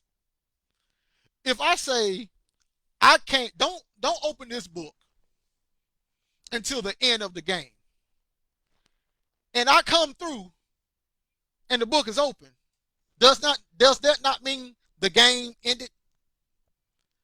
So when Daniel said, when he's told to Daniel, these things are going to be sealed until the time of the end. And then when Christ comes and say, hey, the Holy Spirit is going to come and teach you all things, does that not mean that Daniel's book is not being unsealed? Does that not mean they are in the time of the end? But let's keep going on. You go to John 15, because that's John 14. John 15:26 states, but the Comforter is come, whom I will send unto you from the Father, the Spirit of truth, which proceed from the Father, he shall testify of me. Now, do we not believe that the Father gave them the Spirit of truth in the first century? Or did he give them some truth? He gave them all truth except what Daniel was talking about. He gave them all truth except dealing with eschatology. All truth, right? So they understood what the 1,260 days was, 1,290 days was, 1,335 days was, what the times and a half. They knew what this stuff meant. John 16:13. Howbeit, when the Spirit of truth is come. See, look, this is before they got the Holy Spirit. Acts 2, when they got the Holy Spirit. That's when they got the Spirit of truth. This is the Messiah explaining what the Spirit of truth is going to do. Howbeit, when he, the Spirit of truth, is come, will guide you into all truth. So you mean they got guided into all truth except what Daniel was talking about? He will guide you into all truth. For he shall not speak of himself, but whatsoever he shall hear, shall he speak, and he will show you things to come. He will show you things to come. The Holy Spirit will show you things to come. You didn't think the Holy Spirit showed them the things to come what Daniel was speaking about? He didn't show them that part, right? So now, let me show you what our brother Paul stated when he got the Holy Spirit. This is what Paul stated when he received the Holy Spirit. 1 Corinthians 15. First Corinthians 13 and 2. And though I have the gift of prophecy and understand all mysteries and all knowledge. And though I have all faith, so that I could remove mountains and have not charity, I am nothing. So, Paul, when he got the Holy Spirit, he's explaining what love is. But he said, although I understand all mysteries and all knowledge, that means Paul understood the book of Daniel. It was told Daniel no one was going to understand what he was talking about until the time of the end. So if Paul understood the book of Daniel, that means Paul lived in the time of the end. But now, I done gave all the background. All the background. I know people was like, brother, when are we going to get into the 1,335 days? We're going to get into the 1,335 days right now. We're going to get into those days. We're going to get into them days, and we finna show you. We're going to use the oldness of the letter to explain the promises of the new right now. First thing first, what you guys got to have is a good old calculator.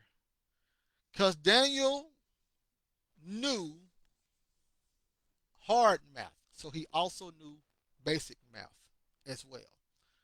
Listen to how Daniel spit this out.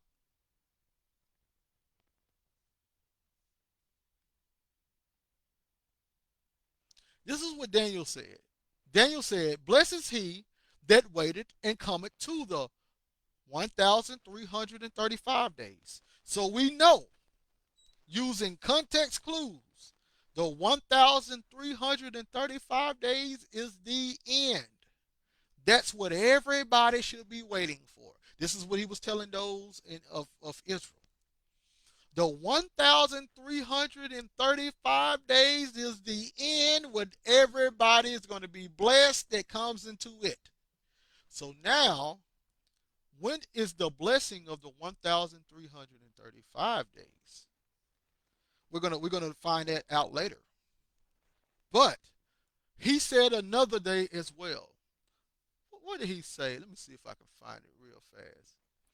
Daniel 12:11. We're gonna put 11 with 12. Daniel 12:11 and 12. Listen to how Daniel worded this, because he wanted you guys to take this seriously. He wanted Israel to take this seriously. He says, and from the time that the daily sacrifice shall be taken away, and the abomination to make desolate set up, there shall be 1,290 days. Blessed is he that waited and cometh to the 1,335 days. So what is the first thing that we do as Americans?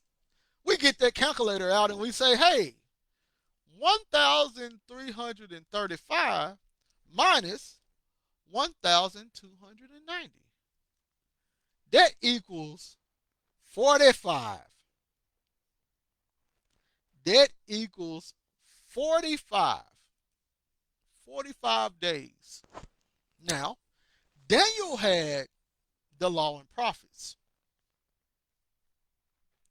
Daniel has been in captivity via them disobeying the old covenant. But Daniel know the law and the prophets that was before him, even up to his day, Isaiah, Jeremiah, maybe even Ezekiel. But Daniel knows definitely Torah. So he's already saying people are going to be blessed. But what does 45, if I remember 45 dealing with, this is Daniel, 45 dealing with my people. What's the significance of the number 45 dealing with my people? Well, remember, Daniel has always been talking about these Moabs. Daniel has always been making these feast days references. So if Daniel is making feast days references, that's your, let me tell you again, just in case we missed it. That's your Daniel 8:19, 11:27, 11:29, 11:35, 12:7. If Daniel has always been making feast days references, maybe there's something dealing with feast days, Israel, in the number 45. Maybe some of this got something to do with it. So we're going to venture back. We're going to venture back. We're going to go to Exodus 12. Well, first of all, Exodus 3. This is the promise. Moses getting ready to receive the old covenant. This is the promise given to Moses. Exodus 3:12 through 14. And he said, certainly I will be with thee, and this shall be a token unto thee that I have sent thee. When thou hast brought forth the people out of Egypt, out of bondage, ye shall serve God upon this mountain. So he promised Moses, he gave Moses the token. Moses not even being in Egypt, he told Moses, when you bring my people out of Egypt, you're going to serve me on this mountain. Imagine serving God on a mountain. That's a mountain of love, a mountain of life, a mountain of loyalty, oaths, and etc.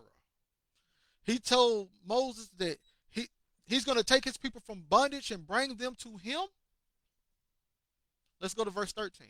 And Moses said unto God, behold, when I come to the children of Israel, and shall say unto them, the God of your fathers have sent me unto you. That's salvation. And they shall say to me, what is his name? What shall I say unto them? And God said unto Moses, I am that I am. And he said, that's what Ahia. Thus shalt say unto the children of Israel, I am have sent me unto you. So they receive his name. They receive protection. They receive salvation. They receive a covenant. They receive the promise. They get to receive all of these things. But first, they got to meet their God. And then everything else that their God brings follows, right? So that's it. That's what we're looking forward to. This is what the information given to Moses. This is Moses. He's getting ready to go to the people now. So you go to Exodus 12:1. And the Lord spake unto Moses and Aaron in the land of Egypt, saying, this month shall be unto you the beginning of months. It shall be the first month of the year to you. All right, that's going to be important. It got dark in here, didn't it? All praises. What we got going on, Lord? All right, 6. And ye shall keep it up until the 14th day of the same month. And the whole assembly of the congregation of Israel shall kill it in the evening. So we're dealing with Passover, right? We're dealing with Passover. Now, Moses is given, well, the children of Israel, Moses and the children of Israel, the end goal is to get to the mountain. That's the token. That's the proof.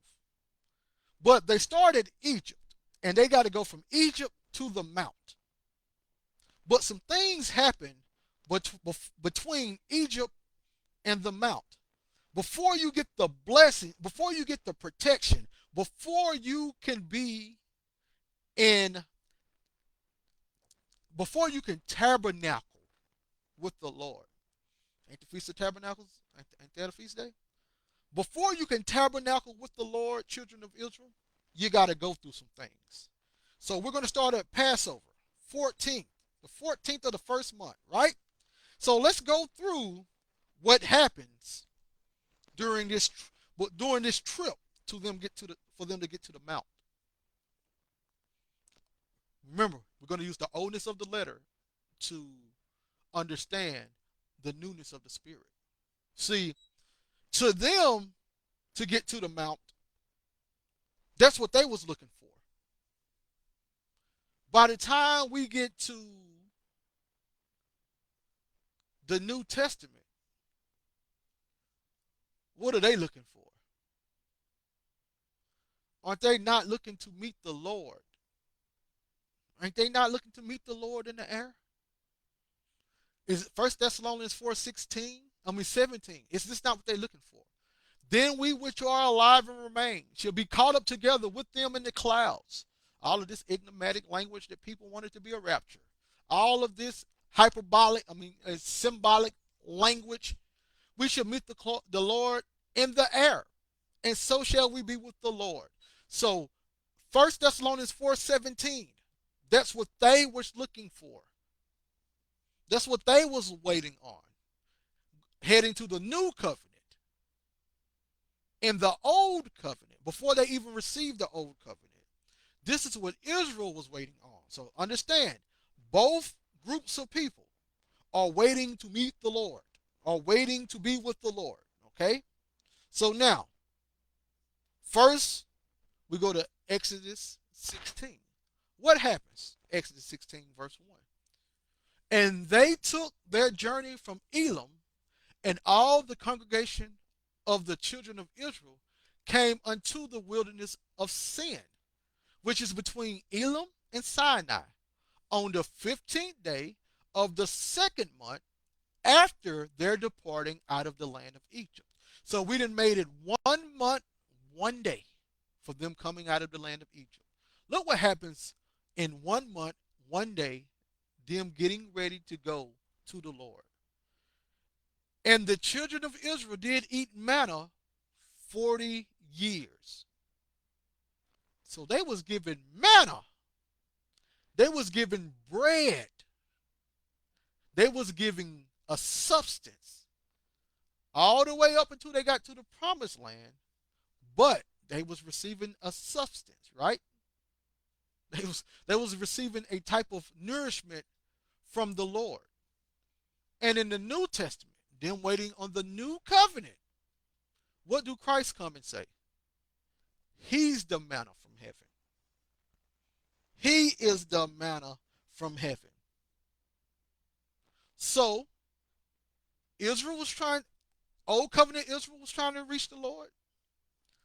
The church was trying to reach the Lord. Old covenant Israel got manna. The church got manna. Let's keep going on.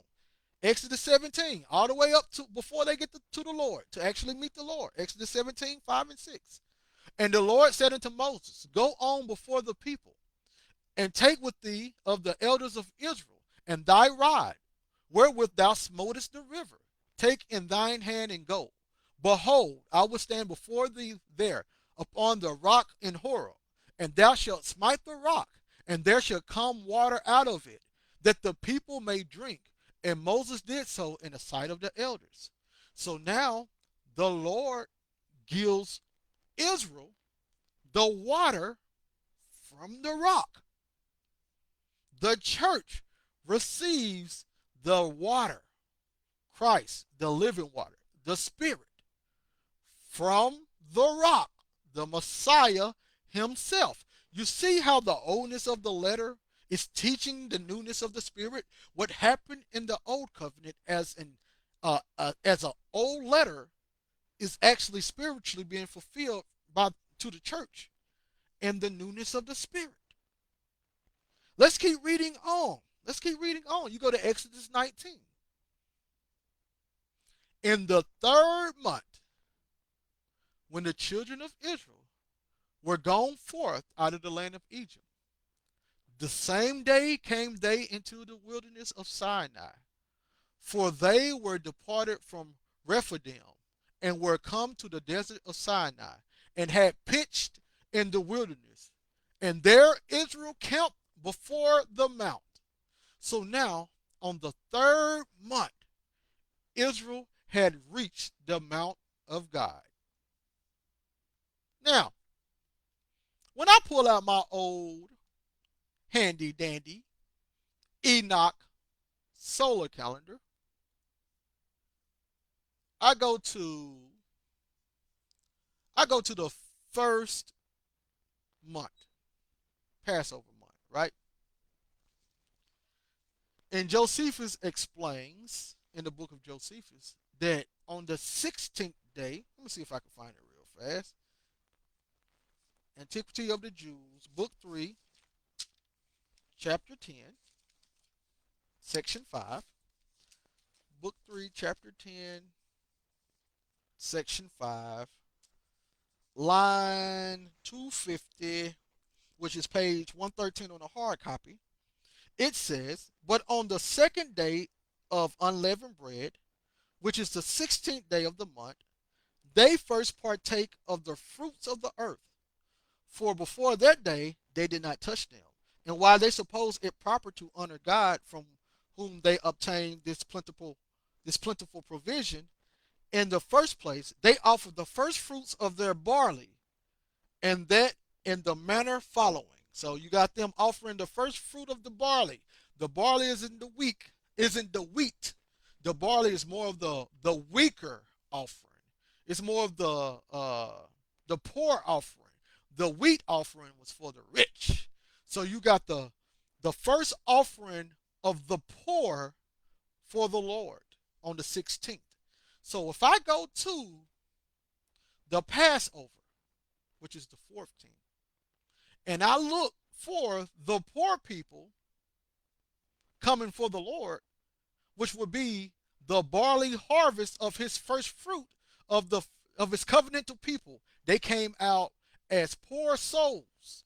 Now they had the richness of the Gentiles, but they came out as poor souls. I'm finna count 45 days from the offering of the first fruits of the barley harvest. See, this is a Moab. This is dealing with feast days. So if I go to the number 45, if I look at the first fruits of the barley harvest offering, the Moab, and count 45, let's see where I end up at.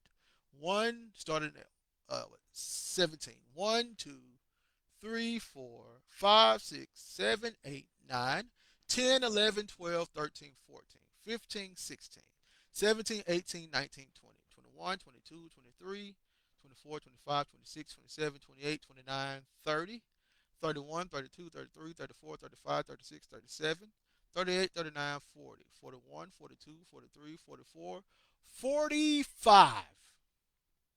Woe and behold, 45 days after the offering of the first fruit of the barley harvest is the first of the third month. Let me say it again. 45 days after the offering of the first fruits of the barley harvest is the first day of the third month. Now, once I go back to Exodus, in the third month, when the children of Israel was gone forth out of the land of Egypt, the same day came they into the wilderness of Sinai. 45 days after the offering of the first fruits of the barley harvest, they are in the wilderness of Sinai. Coincidence? I think not. Let's keep reading. It says, "For they were departed from Rephidim and were coming to the desert of Sinai and had pitched in the wilderness, and there Israel camped before the mount." Okay? Now, what else do they do? Exodus 19:5 and 6. When they reached the mount of God, what is told to them? "Now therefore, if ye will obey my voice indeed, and keep my covenant, Then ye shall be a peculiar treasure unto me above all people, for all the earth is mine. So when they come into the mount of God, he's offering them a covenant, a covenant. If they obey his voice, and if you look up that in the Targums, it says, obey my word. You look up that memra, that's the same word they used to explain who the Messiah was. So if you obey, in other words, the Messiah, you will be a peculiar treasure above all people. So he's offering them to be the apple of his eye in his mount. Same thing was offered to the church who followed Christ. Verse 6, and ye shall be unto me a kingdom of priests and a holy nation. These are the words which thou shalt speak unto the children of Israel. This is the same thing found in, is that in First Peter? Let me see here. First Peter 2, 5. Ye also as lively stones are built up a spiritual house, a holy priesthood, to offer up spiritual sacrifices acceptable to God by Jesus Christ.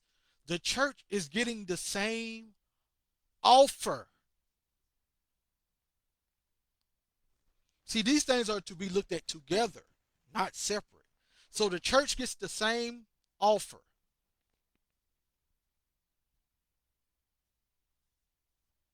And they're going to be a kingdom of priests. Them are your sons of God. Them are your words right there. You go to Exodus 19, 10 and 11. And the Lord said to Moses, go unto the people and sanctify them today and tomorrow, and let them wash their clothes. And we know the whiteness of the clothes is the righteousness of the saints according to Revelation. And look what it says. When they wash their clothes, they will be ready against the third day. For the third day, the Lord will come down in the sight of all people upon Mount Sinai. So, if they arrive there the first day, 1, 2, 3, he's offering to see them around day 4. And I think in Torah, he goes into the mount on day 5.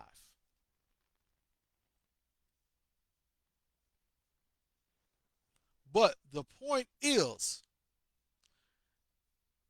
he's telling them to wash their clothes, means let their clothes be cleansed. Isn't that not found? Is that in Zechariah? Let me see it real fast. If I can't find it, then I'll come back. I think that might be Zechariah. Let me see here.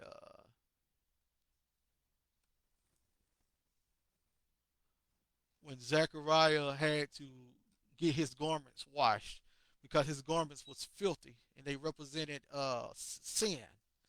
I can't find it. I don't got it written down, but that's what happened. Filthy clothes represented sin. White clothes represented righteousness. So he's telling them, and you can actually see um, this being spoken of. Look right here. Go unto the people and sanctify them, make them holy today and tomorrow, and let them wash their clothes. That's the change that Paul is talking about in order to meet the Lord. Look what Paul says in 1 Corinthians 15, right? 1 Corinthians 15, it states that we should not all, let me see, where's that right here?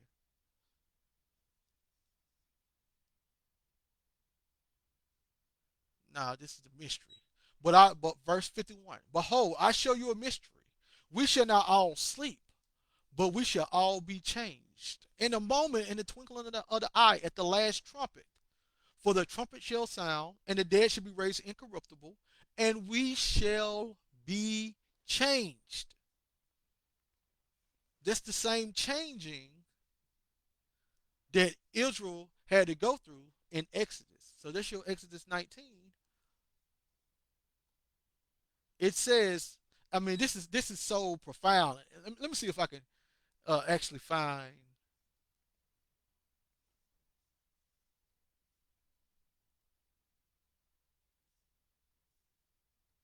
It's not it. But he also told them. Let me see here. Yeah, there you go, right there. I'm finna show you this real fast. There you go.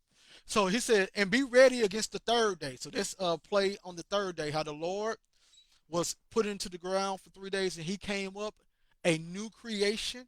Now these people are going to be sanctified themselves, take off their old garments, and they're going to be raised into a new creation, aka a relationship with the Father.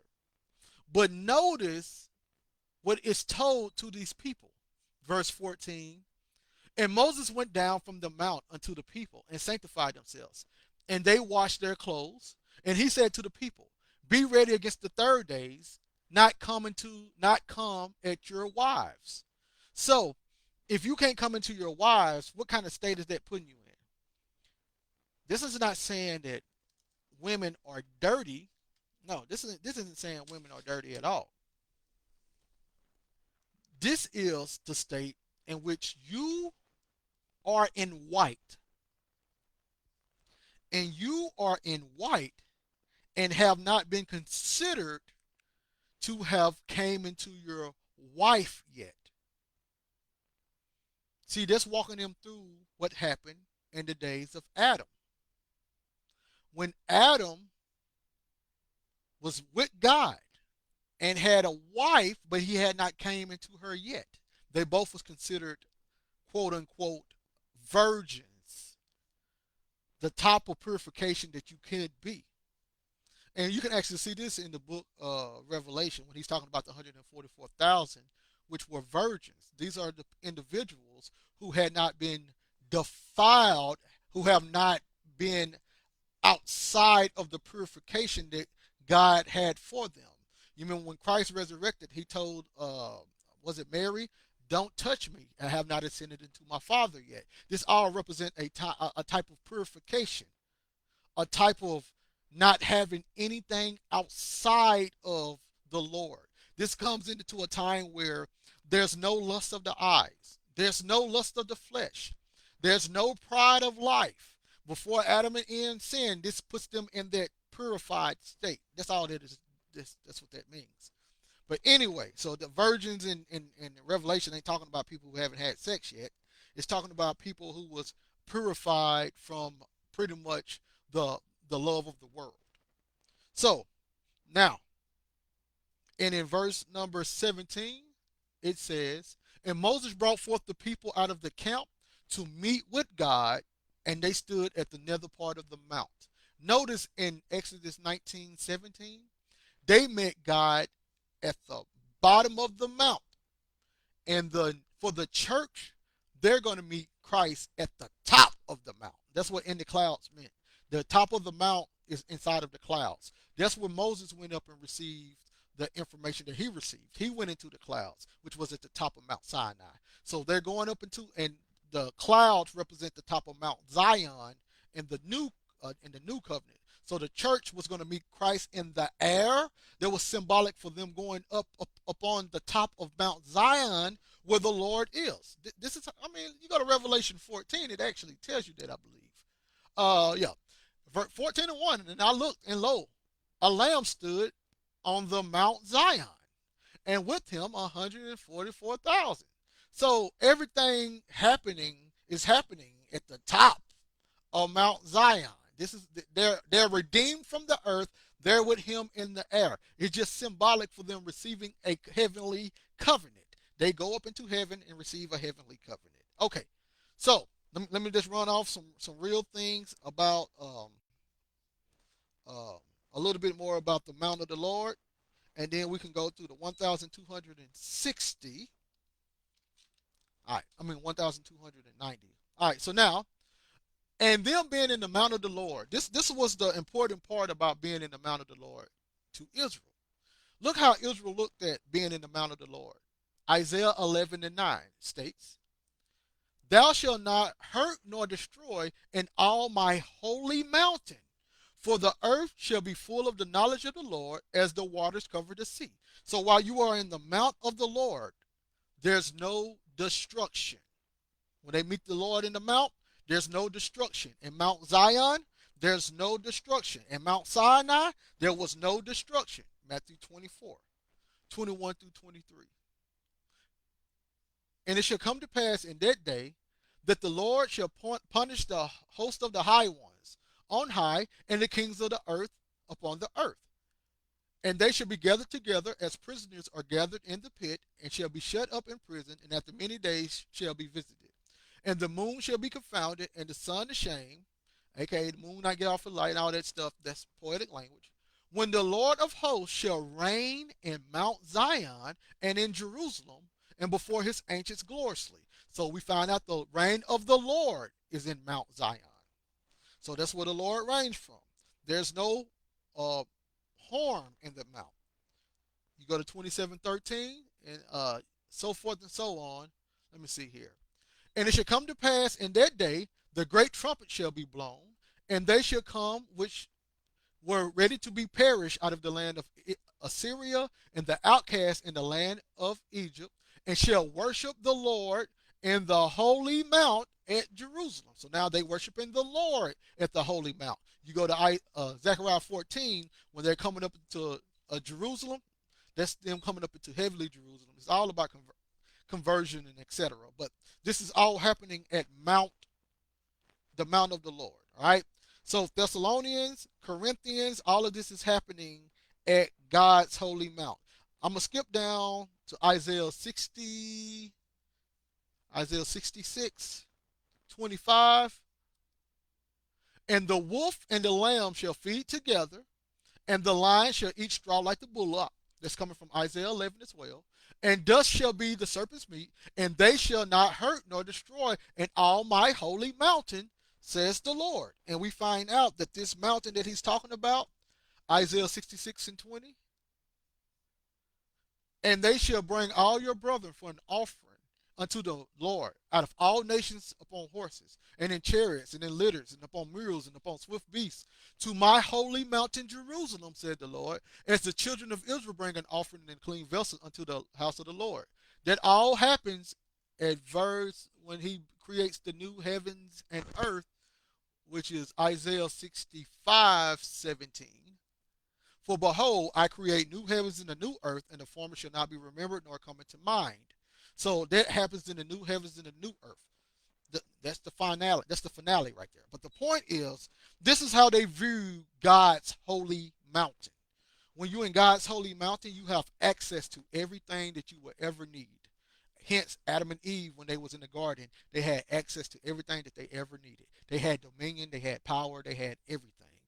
Outside of the holy mountain, you don't have any of these things. Okay, so that's the 1,335 days. You're supposed to use it in the 1,290 days. You use that as a calculation to explain that's people leaving from judgment into a relationship with God.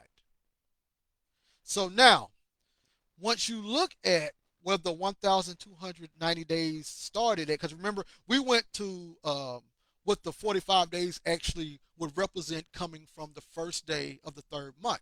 And that led us to the Moab dealing with the first fruit harvest of the barley, dealing with that feast day with the unleavened breads and etc. So if you go to the foundation of unleavened bread, you are stuck at Passover. So Passover will be one way to say 1,290 days. 1,290 days would be enigmatic language for Passover. 1,290 days could be used as the numerical substitution for saying the Moab or the feast of Passover. So the 1,290 days would represent Passover. You go 2 days in the future is when they do the first fruits of barley. You go to that feast day, which is coming off of unleavened bread. If you go to that specific feast day and count 45 days, which is the difference between 1,335 and 1,290. If you go those 45 days, you have wound up from Passover into entering into the mount or the wilderness. So this is flowing with the feast days. So you're supposed to be looking at 1,335 days, which is the finale when they meet God again. And when I end this, I'm going to show with the 1,335 days how you can look at it dealing with the Jubilees and etc. But that would represent the finale, the Jubilees, when all people with God again. That's the 1,335 days. It represents the final Jubilee, the final trumpet being blown, the seventh trumpet being blown, the Day of Atonement trumpet being blown, and etc. That will all represent the 1,335 days. The 1,290 days will represent the Passover. Okay? So we got the Passover, you got the Jubilee. Now, Daniel also said, and hopefully I'm not losing anybody. Let me ask real fast, 'cause I don't know. Hey, are y'all comprehending what I'm saying?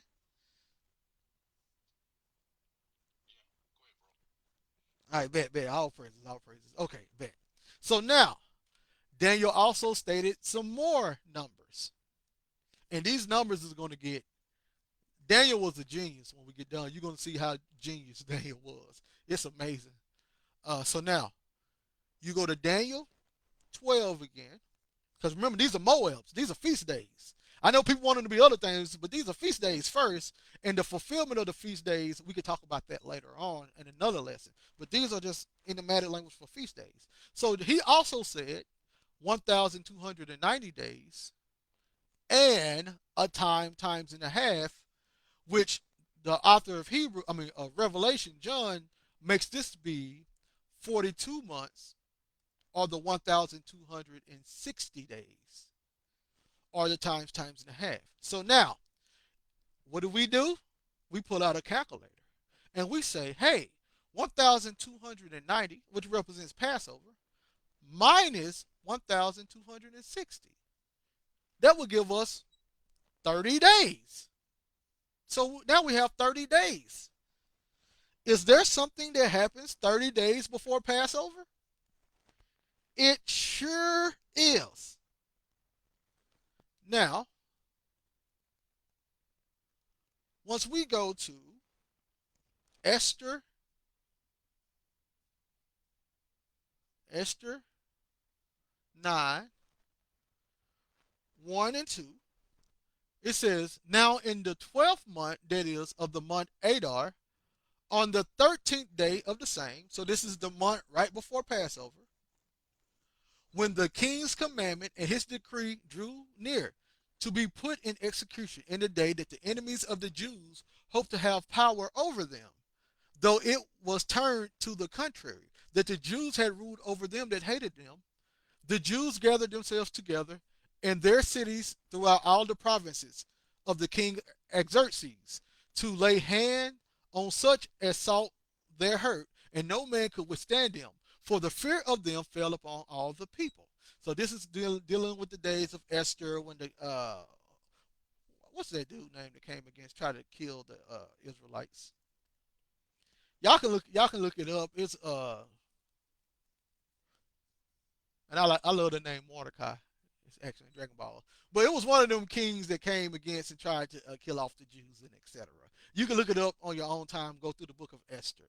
So he was trying to make a decree in which Esther, using wisdom, was able to flip it on him because the king had love for her. So now the whole decree of the Jews being killed and what Susan or whatever it was, the Jews being killed and executed, it had been flopped because Esther, using wisdom, got to the king and they was able to flop. Instead of the kings being killed, the guy and his family and all them was destroyed instead. The guy that was wanting to kill the Jews for his hatred. All right, so now that's just me paraphrasing. You can go into details. The Jews gathered themselves together. Okay, I read that. So I want to go to verses 17 through 18. Because remember, that was on day 13.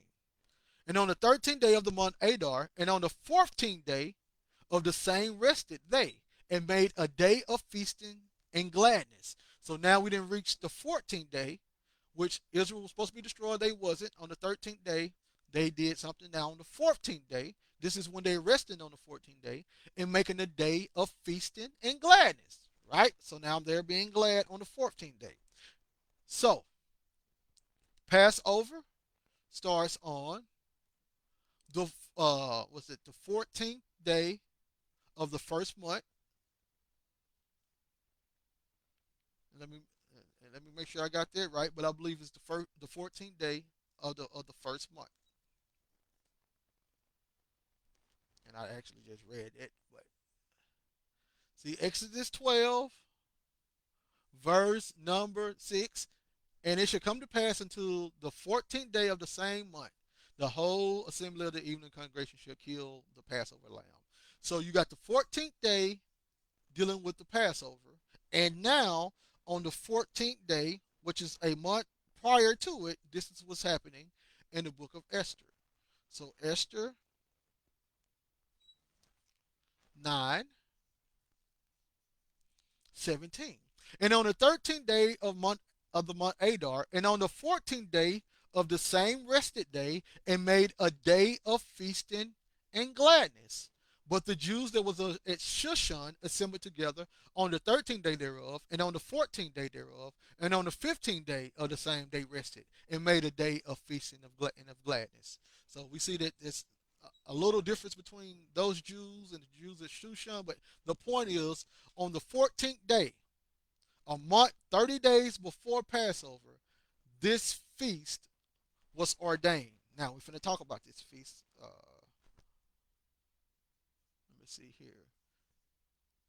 Esther 9:21 and 22. To establish this among them, that they should keep the 14th day of the month Adar and the 15th day of the same yearly. And as the Jews were in the and the days wherein the Jews rested from their enemies, and the month which they had turned unto them, from sorrow to joy, and from mourning into a good day. That's exactly what the Lord is supposed to do, right? He's going to take away their mourning and their sorrow. Same thing with it's proclaimed in Esther 9:22, when the Jews got freedom from their oppressors. This all mean things. This all means something. So you go to 28 through 31. And this is where my internet stopped last time. So I'm glad I can actually get this out now. And that these days should be remembered and kept throughout every generation, every family, every province, and every city. And that these days of Purim shall not fail from among the Jews, nor the memorial of them perish from their seed. Then Esther the queen and daughter of Abihail and Mordecai the Jew wrote with all authority to confirm this second letter of Purim. And he sent the letters unto all the Jews and the 127 provinces of the kingdoms of Xerxes with words of peace and truth to confirm these days of Purim in their times, according as Mordecai the Jew and Esther the queen had enjoined them, and that they had decreed for themselves and for their seed the matter of the fastings and their cry. So, in other words, the day of Purim was a prophesied feast day that was going to come in the future of Daniel, but the day of Purim is prophesied as well. And let me show y'all how the book of Revelation actually put that in there, because Purim is a day of joy and feasting and sharing of gifts and etc. So you go to Revelation 11. Look what happened. Let me see here. Verse 10. And they that dwell on the earth shall rejoice over them and make merry, and shall send gifts one to another, because these two prophets tormented them that dwelt on the earth. See, that's idiomatic language for Purim right there. So now they're rejoicing, making merry, and sending gifts to one another. That's exactly what they did in Purim when they was relieved from their enemies. So now in Revelation 11 and 10, the enemies become the witnesses. So when the enemies are destroyed, these people are rejoicing, making merry, and sending gifts one to another, just like at Purim, showing that this is something dealing with Israel. So now, so the 1,260 days could represent Purim. So let me show you how this actually works out even more.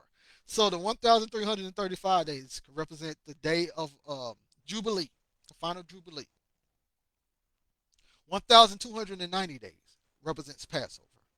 The 1,260 days, or the 42 months, uh, which is the idiomatic language for Purim, because it's actually 30 days before Passover, right? Now, here's even more things that you can do with the numbers. You got to love how this works out. The Day of Atonement, which is also that final day of Jubilee, from the Day of Atonement to um,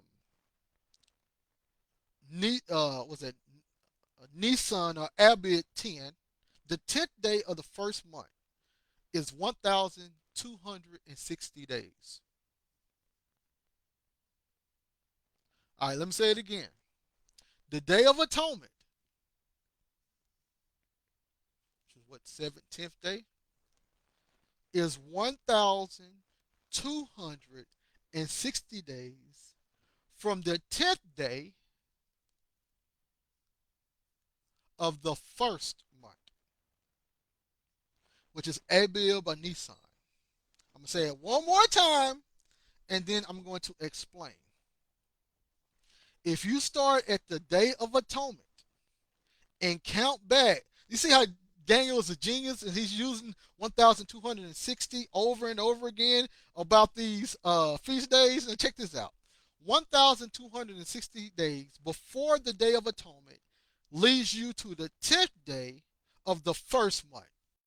And people might be like, hey, what goes on the 10th day of the first month? I don't remember nothing about the 10th day of the first month.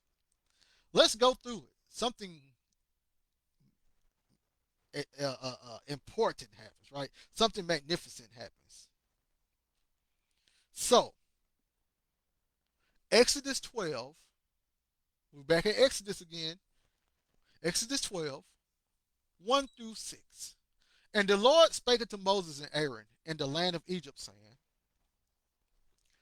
this month shall be unto you the beginning of months. It shall be the first month of the year to you.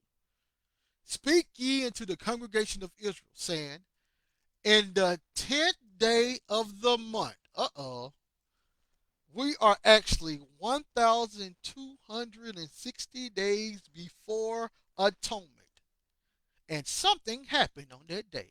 In the 10th day of this month, they shall take to them every man a lamb, according to the house of their fathers, a lamb for an house.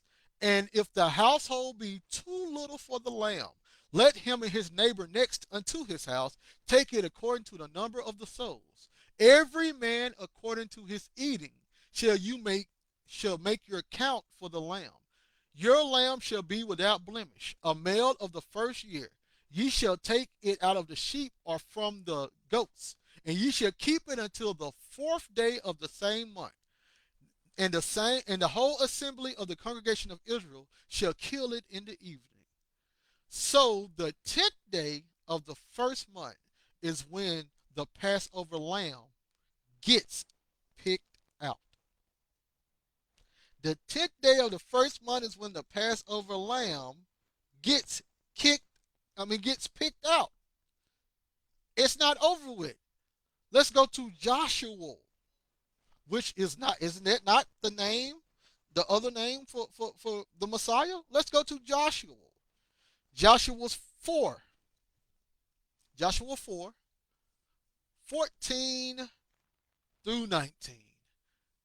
On the day the Lord magnified Joshua, which is another spelling or another name for Jesus, Yeshua, Yahshua. On the day the Lord magnified Joshua in the sight of all Israel, and they feared him, as they feared Moses all the days of his life. And the Lord spake unto Joshua, saying, command the priests that bear the ark of the testimony, that they come up out of the Jordan. Joshua therefore commanded the priests, saying, come ye out of Jordan.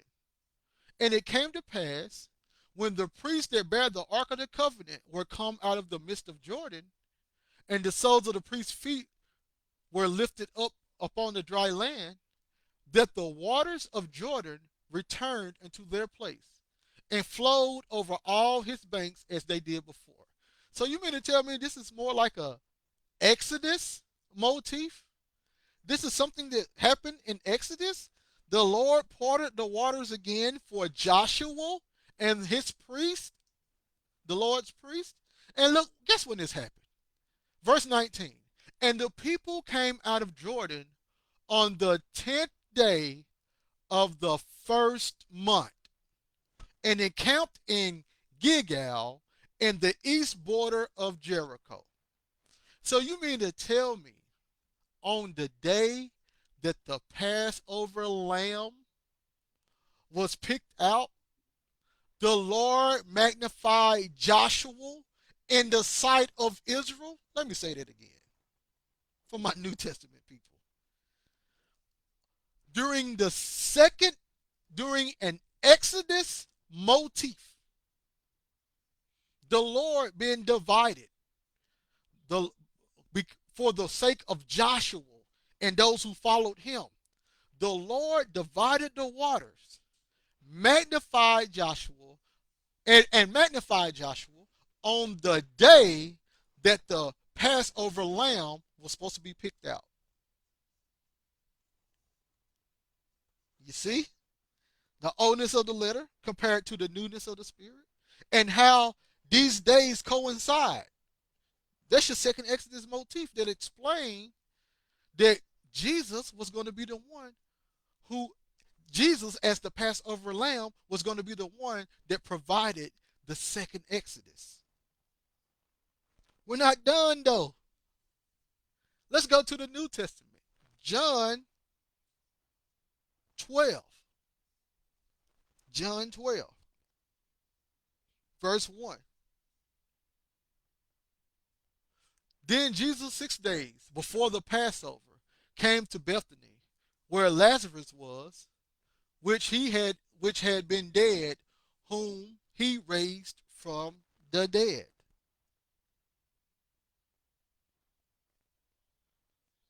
So that's on the 8th, 6 days before the Passover. That's the 8th of the first month. Go to Luke 22. Luke 22, 1.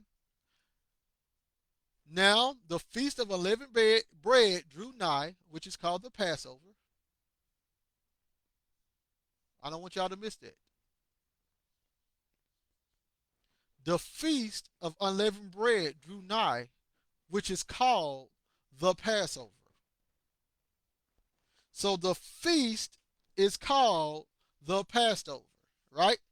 So at John 12 and 1, we got then Jesus 6 days before the Passover came to Bethany. So John explained unleavened bread. Hold on, y'all, 1 second. Yeah. All right. Then Jesus says 6 days before the Passover came to Bethany, where Lazarus was, which had been dead, whom he raised from the dead. So the Passover right there, remember, Luke said that they called the Feast of Unleavened Bread the Passover as well. All right, so now let's go back. Let's go back to John 12. So John 12, 12.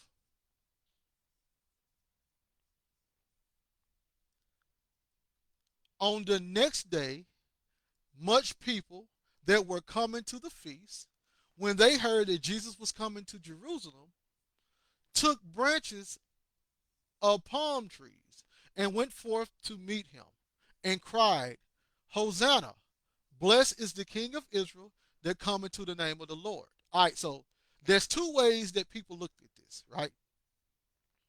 So they got Jesus 6 days before the Passover, which would be the 8th. And then, if we go by Luke's explanation, the Passover, Hold on, let me get that real fast. The Passover will be the 15th, and Josephus actually says the same thing. He actually said that they started calling unleavened bread the Passover as well. So Josephus actually states it as well. But if you do it from the 15th, if they're talking about that Passover, which was really unleavened bread, 15, 6 days before that is 14, 13, 12, 11, 10, 9th. It's the ninth of the first month. If you go the day after the ninth of the first, after the ninth is the day that Jesus comes in, and they put the branches of palm trees, which is more things that they do also dealing with tabernacles, but they put the branches of the palm trees at his feet, calling him the King of Israel. If we take the Passover being the Feast of Unleavened Bread, going to the ninth day, then the day after, which is what John 12 is saying, the day after, we are at the 10th day of the first month when the Messiah is coming into Jerusalem on the ass, being called king. So you see how all of this is coming together? And if that is true, the 1,260 days also represent the time in which the Messiah was going to come to Jerusalem to be the Passover lamb.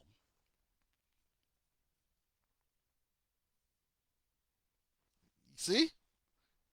And we're not done. We're almost done. We're almost done with all these numbers. So now, you see how miraculous that is? How the 1,260 days has two different feast days connected to it.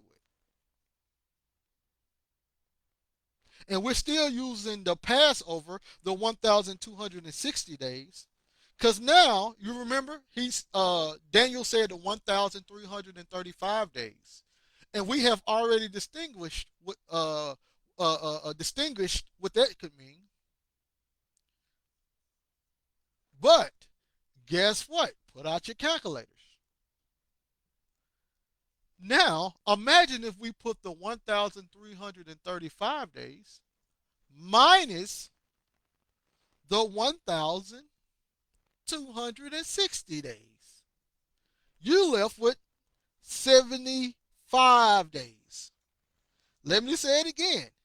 If you put the 1,335 days and you subtract 1,260 days, you are left with 75 days. What's the significance of 75 days dealing with the Moab, dealing with Israel's festival calendar? See, we haven't left the festival calendar yet. People try to make this stuff be about all kind of stuff except the Moabs, what Daniel has been screaming throughout his breakdown. So now, once you get to what's the significance of 75 days? Well, there are 75 days between Atonement, Yom Kippur, the final Jubilee, and Hanukkah. Hold on, let me say that again. There's 75 days between it's right here, Yom Kippur, and Hanukkah. Wow. That's that's amazing. What the crap is Hanukkah? What is Hanukkah? What are you talking about, Hanukkah? What is that about? All right, come on now. Give me 1 second, y'all. I think they trying to say. There you go. My live better still be going. All right, there's nothing under the sun. Hold on. There's nothing under the sun. Daniel the book translate matches the transatlantic slave trade. Next, I'm not even going to entertain that. I'm not even going to entertain that one. All right, so now it deals with Hanukkah. So let's look at Hanukkah. If you go to First Maccabees, Go to First Maccabees. I think I have a Maccabees on this one. Let me see here. I got a Maccabees. I might have to go to my Brenton. I think my Brent. Yeah, my Brenton got a Maccabees. All right. First Maccabees 4. So dealing with that Grecian time period. This is when Hanukkah came to be about. First Maccabees 4. I'm going to read 36. Do I want to read all that? I guess so. 36 through 54. This is what happened with Hanukkah so you guys can understand. Then said Judas and his brethren, behold, our enemies are discomfited. Let us go up to cleanse and dedicate the sanctuary. So you got a cleansing and dedicating of the sanctuary. Upon this, all the hosts assembled themselves together and went up into Mount Sion. And when they saw the sanctuary desolate, and the altar profaned, and the gates burned up, and shrubs growing in the courts as in a forest, or in one of the mountains, yea, and the priests' chambers pulled down, they rent their clothes and made great lamentation and cast ashes upon their heads and fell down flat to the ground upon their faces and blew an alarm with the trumpets and cried toward heaven. Then Judas appointed certain men to fight against those that were in the fortress until he had cleansed the sanctuary. So he chose priests of blameless conversation, such as had pleasure in the law, who cleansed the sanctuary and bare out the defiled stones into an unclean place. And when as they consulted what to do with the altar of burnt offerings, which was profane, they thought it best to pull it down, lest it should be a reproach to them, because the heathen had defiled it. Wherefore they pulled it down. I'm going to verse 54. And laid up the stones in the mountains of the temple in a convenient place, until there should come a prophet to show what should be done with them. See, right there, they were still looking for a prophet. Right there. First Maccabees 4:46. For the people who misuse Maccabees, they're still looking for a prophet. They didn't know what to do with the stuff, so they're looking for a prophet to explain to them what to do with the stones and etc. Then they took whole stones according to the law and built a new altar according to the former, and made up the sanctuary and the things that were within the temple, and hallowed the courts. They made unto new holy vessels, and into the temple they brought the candlestick, the altar of burnt offerings and of incense, and the table. And went upon the altar, and upon the altars they burnt incense, and the lamps that were upon the candlesticks they lighted, that they might give light to the temple. Furthermore, they set the loaves upon the table and spread out the veils and finished all the works which they had begun to make. Now on the 5 and 20th day of the ninth month, which is called the month Caslul, in the 148th year, they rose up bedtimes in the morning, and offered sacrifice according to the law upon the new altar of burnt offerings which they had made. Look at what time and what day the heathen had profaned it, even in that it was dedicated with songs and citherns and harps and cymbals. So this is the dedication of the altar, um, dealing with Hanukkah, when the heathen came in, destroyed, made desolate the temple, and Judas and all them fought back finally. They rededicated the temple. They restarted the law of Moses, and etc. That's a time of Hanukkah. It's a time of war, and then a time of recreation, right? Now, you can see this in Mark 11. You can see a little of this in Mark 11. Let me go back now. Mark 11, 15 through 17. And they came to Jerusalem, and Jesus went into the temple and began to cast out them that sold and bought in the temple, and overthrew the tables of the money changers and the seats of them that sold doves, and would not suffer that any man should carry any vessel through the temple. And he taught, saying unto all, is it not written, my house should be called of all nations the house of prayer, but ye have made it a den of thieves? So, in other words, this is symbolic for Christ cleansing the temple from all of its wickedness, right? But let me show y'all how deep this gets. This 75 days between the 1,335 days and the 1,260. So we found out it's a place of Hanukkah, right? But in John 10, which is the Feast of Dedication, look what happens in John 10. John 10, 22 through 23. And it was at Jerusalem, the Feast of Dedication. That's your Hanukkah. And it was winter. And Jesus walked in the temple in Solomon's porch. All right, this is the important part that people overlook.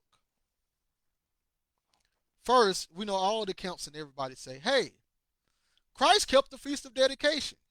That's why we go into Maccabees. You missed the whole point of what's being said here. Christ did keep the Feast of Dedication, which was when the heathen came in, destroyed the temple, and a new creation followed, a new dedication to a different type of temple. Christ did keep the Feast of Dedication, but when was the Feast of Dedication? It was winter. John 10:22. This is said for a specific reason. Let's go back to Matthew 24 so you can understand the Messiah's words. Matthew 24, verse number 20. They're talking about this great tribulation period, right? Listen to what he says. I want to start at verse number 19. But woe unto them that are with child, and to them that give suck in those days. But pray, but pray ye that your flight be not in the winter. What is significant to winter?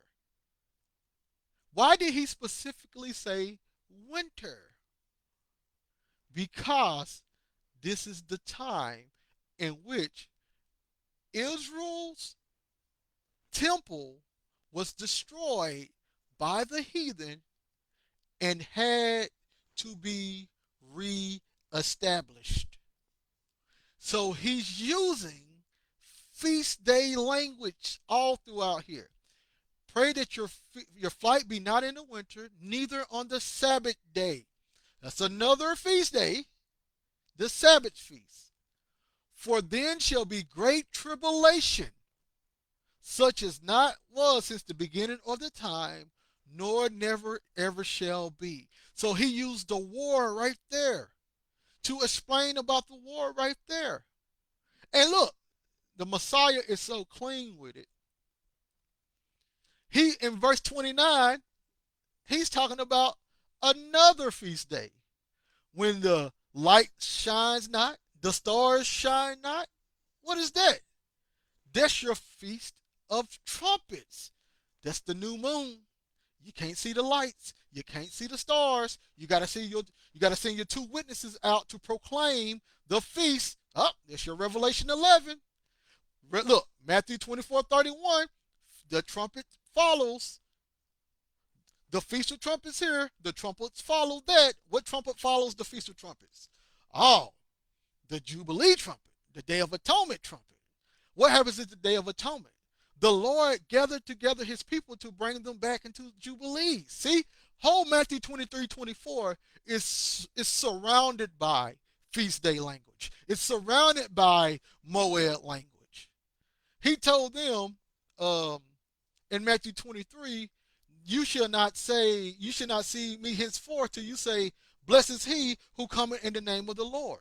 And that was something that the ancient Jews used to sing. Was it dealing with the Feast of Trumpets? In the time of the Messiah. So all of this is feast day language. It all has been feast day language. So now I'm going to get ready to end it, and we can open it up. Oh, hold on. Let me see if anybody got anything to say, and then I would get ready to do my final thoughts. Anybody got anything they want to say?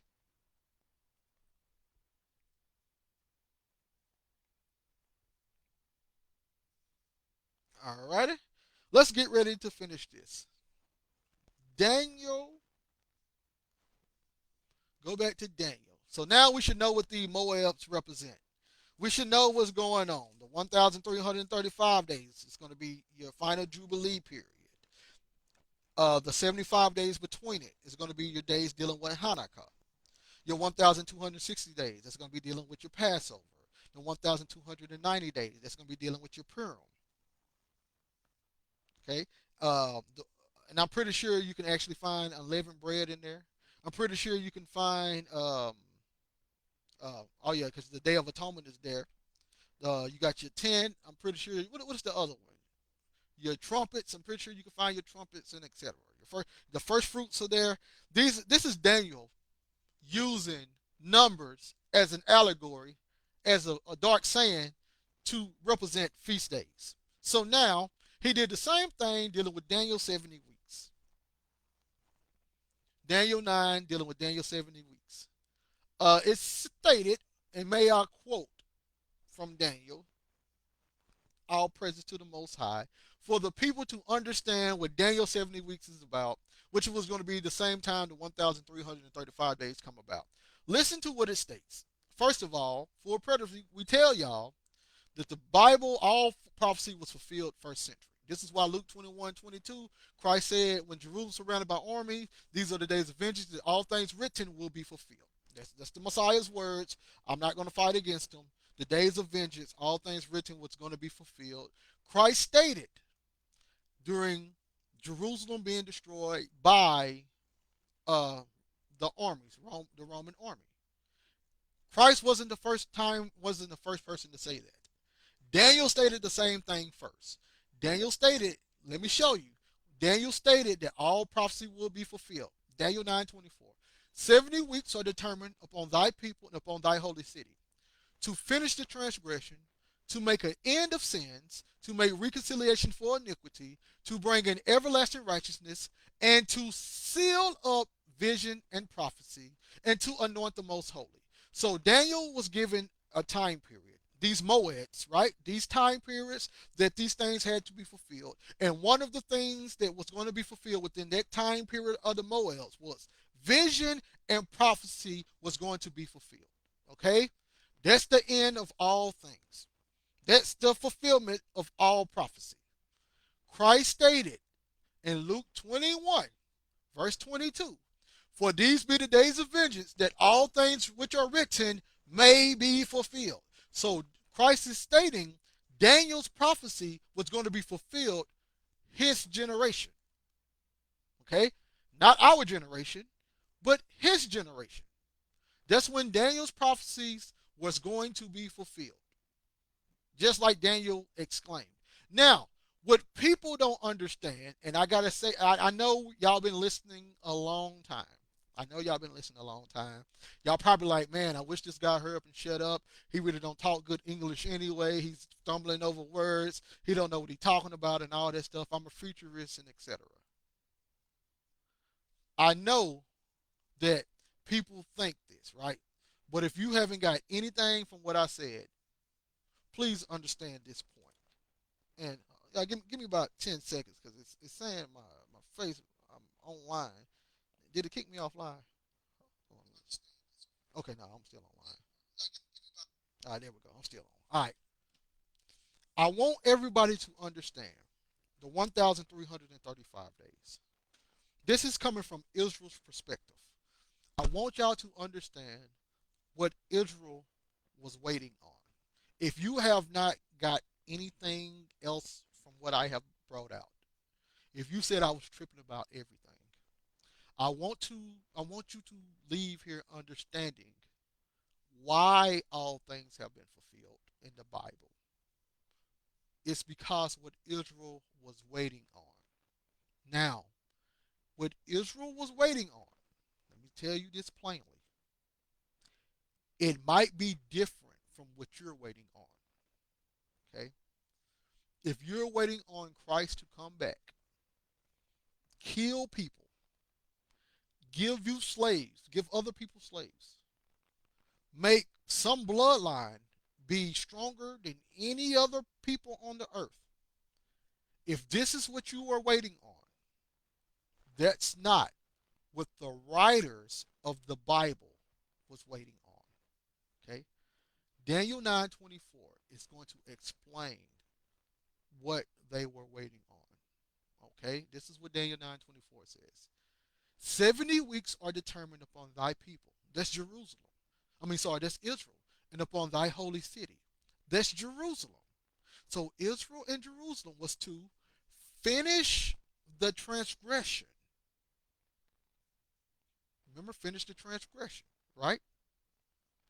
The Messiah spoke on this in Matthew 23. See, the end of all was the Messiah's generation. So the Messiah spoke on this. To finish transgression, this is how the Messiah stated it. He says, verse 31, wherefore ye be witnesses unto yourselves that ye are the children of them which killed the prophets. Fill ye up the measure of your fathers. He's talking to the scribes and Pharisees in the first century. They were supposed to fill up the measure of their fathers. You go to Revelation 6. This is what Revelation 6 says. Verse 10. This is the fifth seal of seven seals. And they cried with a loud voice, saying, how long, O Lord, holy and true, dost thou not judge and avenge our blood on them that dwell on the earth? And white robes were given to every one of them. And it was said unto them that they should rest yet for a little season.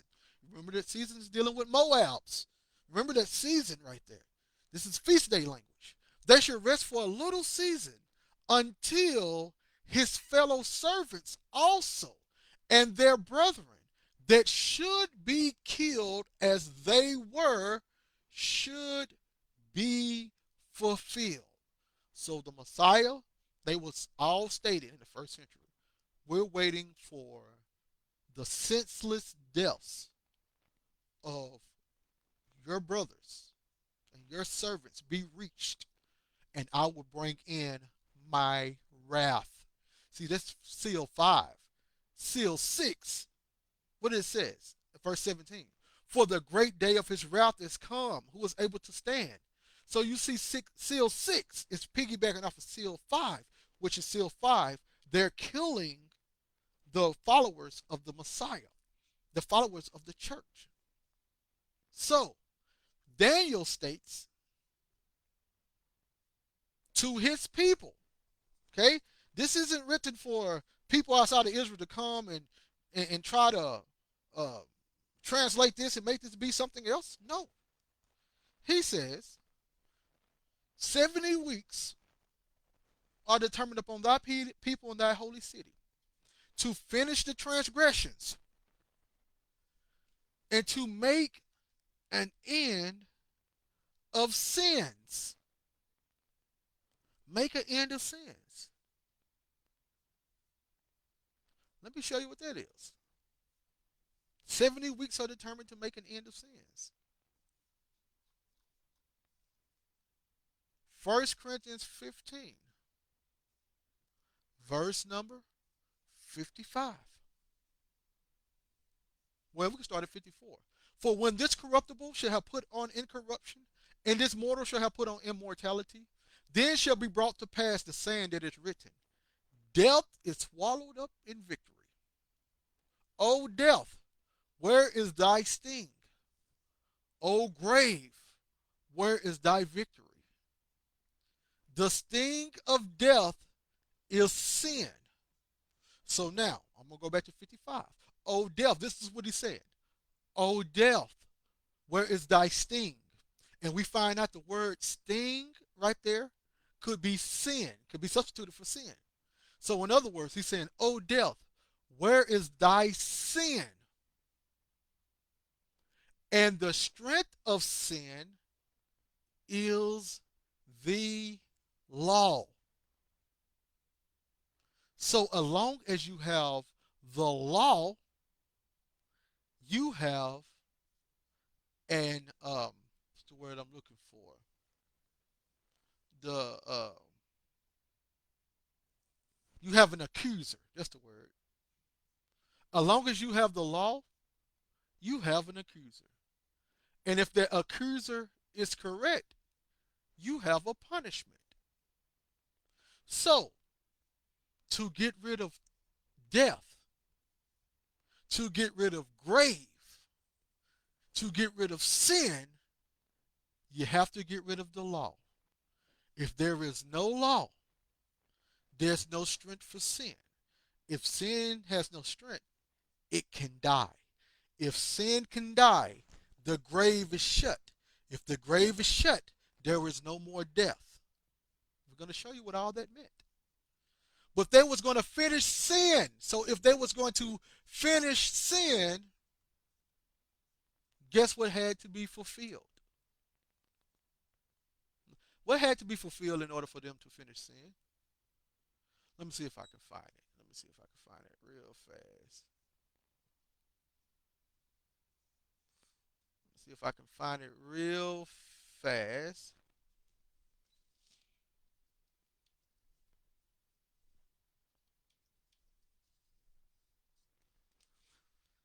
If I go to Romans 13:8, owe no man anything but to love one another. For he that loveth another had fulfilled the law. Verse 10, love worketh no ill to his neighbor. Therefore, love is the fulfilling of the law. Let me see if I can find something else. Let me see if I can find something else. You go to, was that First Peter 4 and 8? First Peter 4 and 8. Above all things, have fervent charity, which is love, among yourselves. For charity or love shall cover the multitude of sins. You can continue on. We're not done. You can continue on and go to, let me see what I want to look at. Go to the Messiah. Hold on, y'all. Give me 1 second. I'm filming. So you go to Matthew 16. I mean, not 16. Sorry about that. Go to Matthew. I'm so used to going to Matthew 16.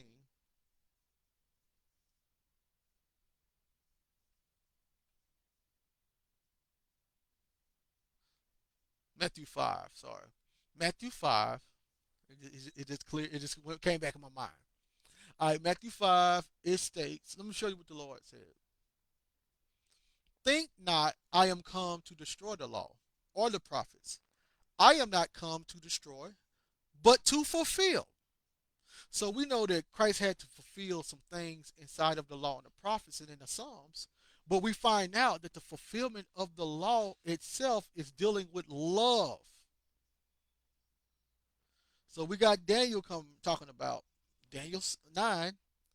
Israel, it's up to you guys, and this happened through the church, to make an end of sins, to make reconciliation for iniquity, which is dealing with more with atonement, to bring in everlasting righteousness, to seal up vision and prophecy, and anoint the most holy. Okay? Now, this is the end game. Remember, Daniel stated that he was reading Jeremiah. See, Daniel 9 and 2. In the first year of his reign, I, Daniel, understood by the books of the number of the years, whereof the word of the Lord came to Jeremiah the prophet, that he will accomplish 70 years of the desolations of Jerusalem. So Daniel was reading Jeremiah. But guess what Jeremiah stated? Jeremiah 31 stated this. Jeremiah 31, verse number 31. Behold, the days come, said the Lord, that I will make a new covenant with the house of Israel and the house of Judah. Okay, so this is something new. Not according to that covenant that I made with their fathers, that I took them by the hand to bring them out of the land of Egypt, which is the covenant that Daniel was in when he was writing the book of Daniel, which my covenant they break, although I was a husband unto them, said the Lord. But this shall be the covenant that I will make with the house of Israel. After those days, say the Lord, I will put my law in their inward part and write it on their hearts, and will be their God, and they shall be my people. Good job, Northern Kingdom. And they shall teach no more every man his neighbor and every man his brother, saying, Know the Lord. For they shall all know me, from the least of them unto the greatest of them, say the Lord. Why? And the southern kingdom got this as well through the Messiah. For I will forgive their iniquity, and I will remember their sin no more. Jeremiah 31:34. I will forgive their iniquity and remember their sin no more. What did Daniel 9? What's Daniel 9 talking about? Daniel 9 says, and to make an end of sins. So guess what? If they make an end of sins, he's not going to remember their sins no more. Right? He's not going to remember their sins no more if they make an end of sins. He's going to forgive their iniquity. What's Daniel 9 talking about? Making reconciliation for iniquity, atoning for it. So Daniel 9:24 has the elements of the new covenant. Daniel 9:24 has elements of the new covenant. But guess what? Before Jeremiah, this was spoken of in Isaiah 27. Look what Isaiah 27 says. But this therefore shall be the iniquity, but this therefore shall the iniquity of Jacob be purged. So Isaiah is going to explain how Jacob is going to be purged from their sins. Jeremiah used that same language and explained that their sins, the sins of Jacob, would be forgiven. Daniel used the same language and said the sins of Jacob will be ended. But look, Isaiah actually explained it in even more. It says, this is all the fruit to take away his sin. All the fruit to take away his sin. So when Daniel is talking about sin will be ended, Isaiah explains how. So we're going to find out how sin is going to be ended. How is all sin going to be taken away? When he maketh all the stones of the altar as chalk stones that are beaten in sunder, the groves and the images shall not stand. Yet the defenced city shall be desolate, and the habitation forsaken and left like a wilderness. So, according to Isaiah, Israel's sin will be taken away in judgment. When the altar leaves, when the city is made desolate, that's when Israel's sin would be forgiven. Now, before I go on to explain a little bit more, just a little bit more, I'm about done, y'all. Go into explain a little bit more because we're about Daniel 70 weeks. I got to show you something else dealing with Isaiah 27 that people overlook. See, this Isaiah 27, 9 and 10. Look at verse 13. Well, 12 and 13, we have a second Exodus motif surrounded by something.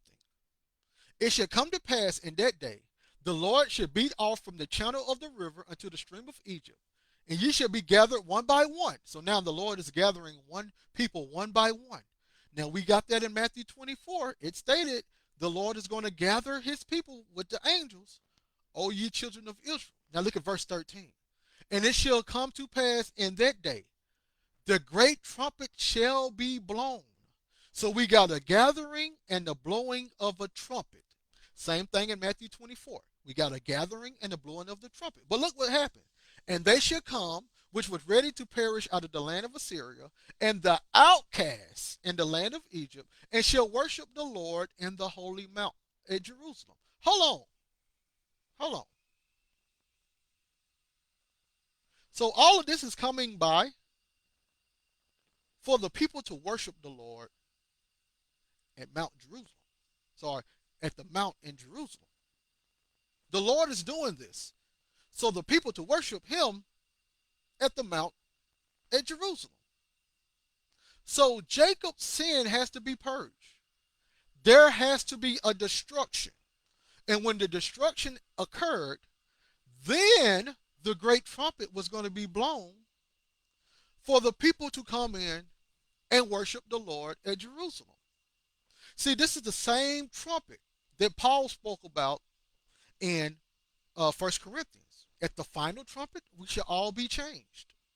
This is the same trumpet that Paul spoke about in 1 Thessalonians. At the Lord shall descend from heaven with the sound of a great trumpet, and we shall meet him in the air. This is the same trumpet in Isaiah 27. When that trumpet be blown, the outcasts come back to the Lord. So that trumpet, this is the same trumpet found in Revelation 11 and 7. The seven trumpets sounded. Now the kingdoms of the world have become the kingdom of our Lord and his Christ. It's the same trumpet.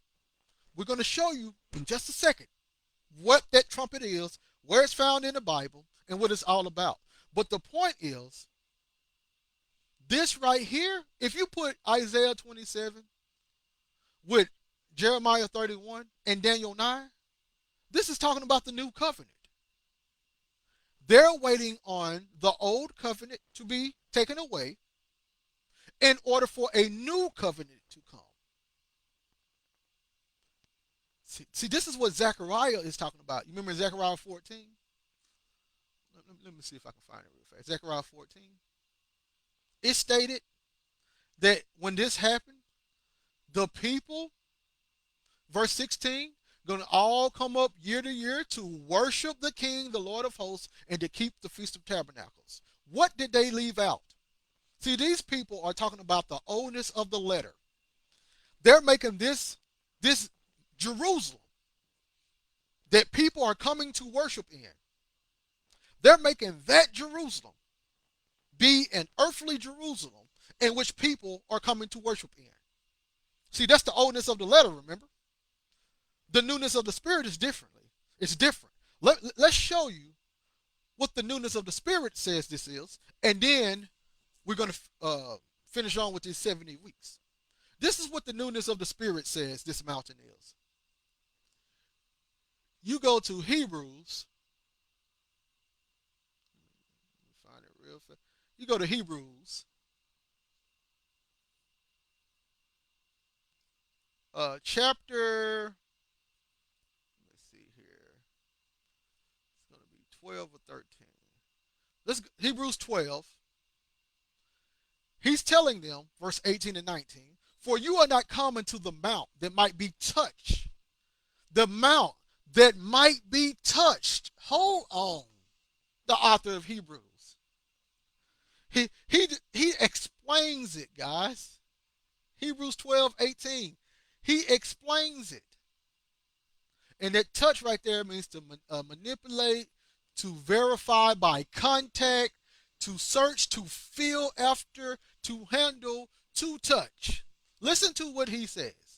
You are not common to the mount that might be touched. But people are trying to tell you the mount of God is something that can be touched. You are not coming to the mount that might be touched, and that burn with fire, nor unto blackness and darkness and tempest, and with the sound of a trumpet, and the voice of words, and a voice that they heard that entreated the word should not be spoken to them anymore. So he's saying, you're not coming to a mount you can touch. You're not coming to a mount that you're going to hear a loud trumpet. Hold on, I thought Paul said the trump of God is going to sound, and the dead is going to rise first. And he said there's going to be a mystery. The trump of God is going to sound, and etc. You have not come into a mount that can be touched, and the sound of a trumpet. Understand what Paul is trying to teach people now. Which and the voice of words. Hold on, I thought Paul said he's going to come with the shout of an archangel and with the voice of God and with the trump. Understand what's being stated by Paul, which they heard.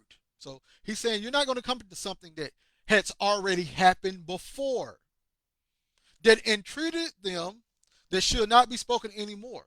For they could not endure that which was commanded. And if so, a beast touched the mountain, it shall be stoned or thrust with a dart. See, you're not going to come into that something that you can't touch and die. See, this piggybacking off of the tree of life. I mean, sorry, the tree of knowledge of good and evil. When they touched the tree of knowledge of good and evil, death was introduced. That's symbolic for Mount Sinai. But let's keep going on. And so terrible was the sight that Moses said, I exceedingly fear and quake. But you are come unto Mount Zion, unto the city of the living God, the heavenly Jerusalem. Heavenly Jerusalem. You go to Galatians 4 and 4, Paul stated in Galatians 4:26, but Jerusalem which is above is free. That's heavenly Jerusalem, above. Hebrews goes on to explain that Mount Zion. See, he says you are coming into the heavenly Jerusalem. But earlier he called it you are coming to Mount Zion, the heavenly Jerusalem. So they're all the same, right? So when you're going into the book of Isaiah, they're talking about Isaiah's talking about at this trumpet, they're going into to Jerusalem to worship. But what did Christ state about that?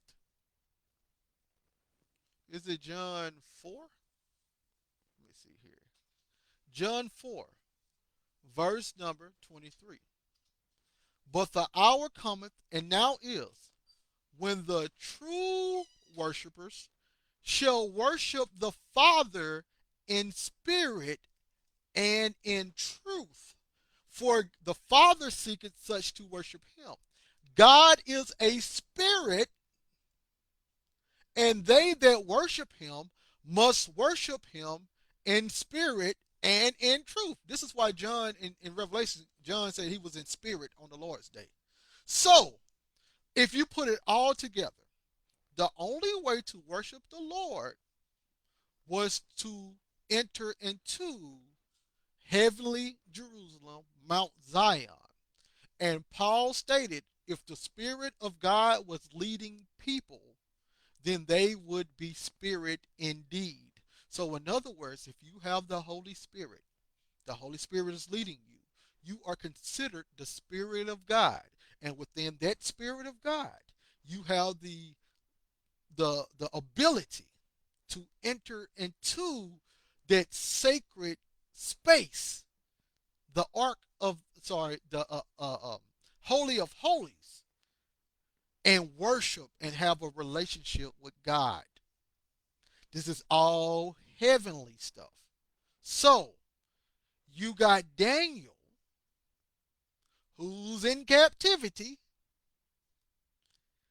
He ain't worshiping the Lord in spirit and truth. He's not worshiping the Lord on holy Mount Zion, heavenly Jerusalem. He's still under the old covenant, which Paul called a covenant of death, because once you violated that covenant, death, curses followed. That's what they were under. And you had Daniel who loved the Lord, and the people who's supposed to follow Daniel, they supposed to love the Lord. They don't want to have to go through the Levitical priesthood. They don't want to have to live in a relationship with God where their freedom is always uh, uh, is always in jeopardy. Under the old covenant, your freedom is always in jeopardy because it's not a one-on-one, it's a group covenant. It don't matter if you do good, if your neighbor don't do good, then you fall under the judgment of your neighbor. See, in Jeremiah, they was wanting a time where everybody fall under their own judgment. But no, in the old covenant, it was a nation covenant. The whole children of Israel had to agree to it. And when the whole children of Israel agreed to it, the whole children of Israel was destroyed, no matter if they had certain saints or not. That's what it was. And once you go to this is what Isaiah 60, Isaiah 65 is about this. He's talking about in the new heavens and the new earth. Listen to what he says. Verse 20. And there shall be no more thence an infant of days, nor an old man that has not filled his years. For the child shall die 100 years old. That child. Remember, you cannot see the kingdom of heaven unless you're in a childlike state. This is talking about a newness of life. The child shall die 100 years old, but the sinner 100 years old shall be accursed. Both 100, different realities. The child is getting what he deserves. The sinner is getting what he deserves. See? No more national judgments. Now it's individual judgments in the new covenant. In the old covenant, it's national judgments.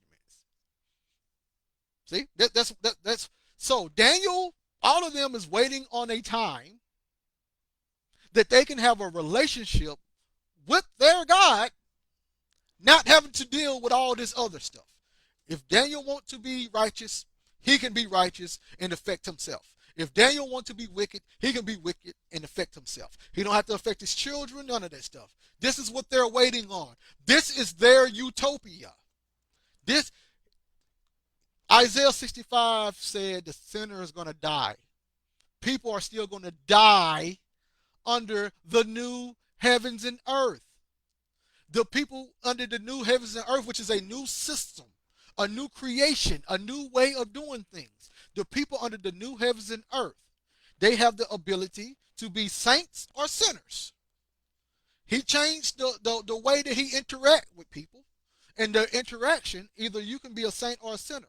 This is what they was waiting on in the Old Testament. Now, you might be waiting on something different. You might be waiting on him to come and kill people. That's not what they was waiting on, okay? So now, we done made to the point, 70 weeks, they were waiting on the new covenant to come. The new covenant could not come as long as the old covenant was there. As long as sin was there, Satan was there. As long as Satan was there, death, manipulate, all that stuff was there. So now he had to wait to get rid of Satan, sin, the old law, death, and all of that stuff. He did it with the destruction of the temple. Destroy the temple and don't let it come back. If you destroy the temple, don't let it come back. All you have now is the words of Christ. The words of Christ came from the Father's mouth, according to Christ. So that's the way that you receive life now. That's the way you receive a relation. Nobody comes to the Father except me. That's what Christ said. And everybody in these different nations, when they speak on uh, love and etc., they somehow always mostly invoke Christ, no matter what culture they're in, because Christ set up the standard, no matter what culture. And Christ used the wisdom that was given from the Holy Spirit, and the Holy Spirit gave wisdom to whomever the Holy Spirit wanted to give wisdom to. Christ was the embodiment of that, not the dose. Christ got the full dealing of it. But anyway, so now let's continue on. You got Daniel 9:25. Know therefore and understand from the going forth of the commandment to restore and to build Jerusalem unto Messiah the Prince, 7 weeks. Okay, there's some old covenant stuff. 62 weeks. Okay, so now maybe we got two Messiahs here. Maybe we got the Messiah dealing with Cyrus the Great, whom was the Messiah of the Lord, and he had a little thing to do, which was to build the old covenant temple back. But now we got something for the new covenant temple. 7 weeks and 62 weeks. So if you put 7 plus 62, it equals 69. So we are at week 69. And he said, the street shall be built again, and the wall, even in troublous times, which can deal with both Messiahs. But let's keep going on to verse 26. And after 62 weeks, so now we are already at 69. After 62 weeks, the 7 weeks don't come. The 7 weeks is before the 62 weeks. See, verse 25 shall be 7 weeks. That's the first one. And 62 weeks. That's the second one. See? Two different time periods. 7 weeks first, 62 weeks second. So now that's 69. And after 62, that's 70. Okay? 70 comes after 69. After 62 weeks, shall Messiah be cut off, but not for himself. And the people and the prince that shall come shall destroy the city and the sanctuary. Now you remembered in verse 24, he stated it's up to the people and the holy city to finish all these things, to finish this transgression, make an end of sins, reconciliation for iniquity, everlasting righteousness, to seal up vision and prophecy, to anoint the most holy. So now he's finna explain how this is happening. This is how this is happening. The city and the sanctuary is going to be destroyed. You got no city in the sanctuary, according to Isaiah 27. That's how the iniquity of Jacob be taken away. That's the fruit to take away all his sins. According to Jeremiah, when all his sins are forgiven and no longer remembered, that's when the new covenant come in. Daniel 9 says this is when the time period and when transgressions are going to be gone, sin is going to be ended. The Messiah spoke about these are the times of vengeance, that all things which are written may be fulfilled. So they're all talking about this same time period. All right? So this is the time period in which the new covenant was going to come in. See, Daniel in Daniel time, when Daniel was writing this, the city and the sanctuary had already been destroyed. Okay, the city and sanctuary had been destroyed by the Babylonians. So he can't be talking about that. The city and sanctuary was destroyed by the Grecians, but that's not when everlasting righteousness came in. That's when they reestablished the old covenant once again for like the fifth time. They kept having to reestablish the old covenant. This is something different. So now the city and the sanctuary is being destroyed. And the end thereof, what? The city and the sanctuary, with the flood, just like the days of Noah. And until the end of the war, Christ said, when you see Jerusalem compassed with armies, then know the desolation is near. Desolations are determined. Wow, they're talking about the same thing. And it says, and he shall confirm the covenant with many for 1 week. Okay, so down Daniel 9:27 is fin to explain what Daniel 9:26 is about. He shall confirm the covenant with many for 1 week. We know that we are on week 70, and in the midst of the week, he shall cause the sacrifice and oblation to cease. So the Messiah being cut off, the first sacrifice and oblation to cease. The followers of the Messiah, the church being cut off, the second sacrifice and oblation to cease. And for the overspreading of abominations, this would be as you seen that man sitting in the temple of God, the man of sin, proclaiming to be God. What did John say? There are many antichrists that have came. And this is how we know we're in the last hour. For all the many antichrists. For the overspreading of abominations, as the Messiah said, there's going to be many false Christs and false prophets that come that shall deceive many, even the elect, if possible. For the overspreading of abominations, the Paul said the end cannot come first except there be a falling away. That's your overspreading of abomination. Them killing the church, putting the church in transgression and etc. Coming against the people of God. For the overspreading of abominations everywhere, the pride, the murderers, the thieves, the robbers, all of that came when they start going against the church, he shall make it desolate, even until the consummation, the end that is determined shall be poured upon the desolate. So, If you go to 77s, 70 weeks would mean sabbatical weeks, which is a group of seven. Hopefully, I got that right. So 70 groups of seven. So 70 times 7 equals 490. And I know people come in and say, hey, 490 years, that's the difference between the time of Daniel or the time that Cyrus came in and made a proclamation until the Messiah.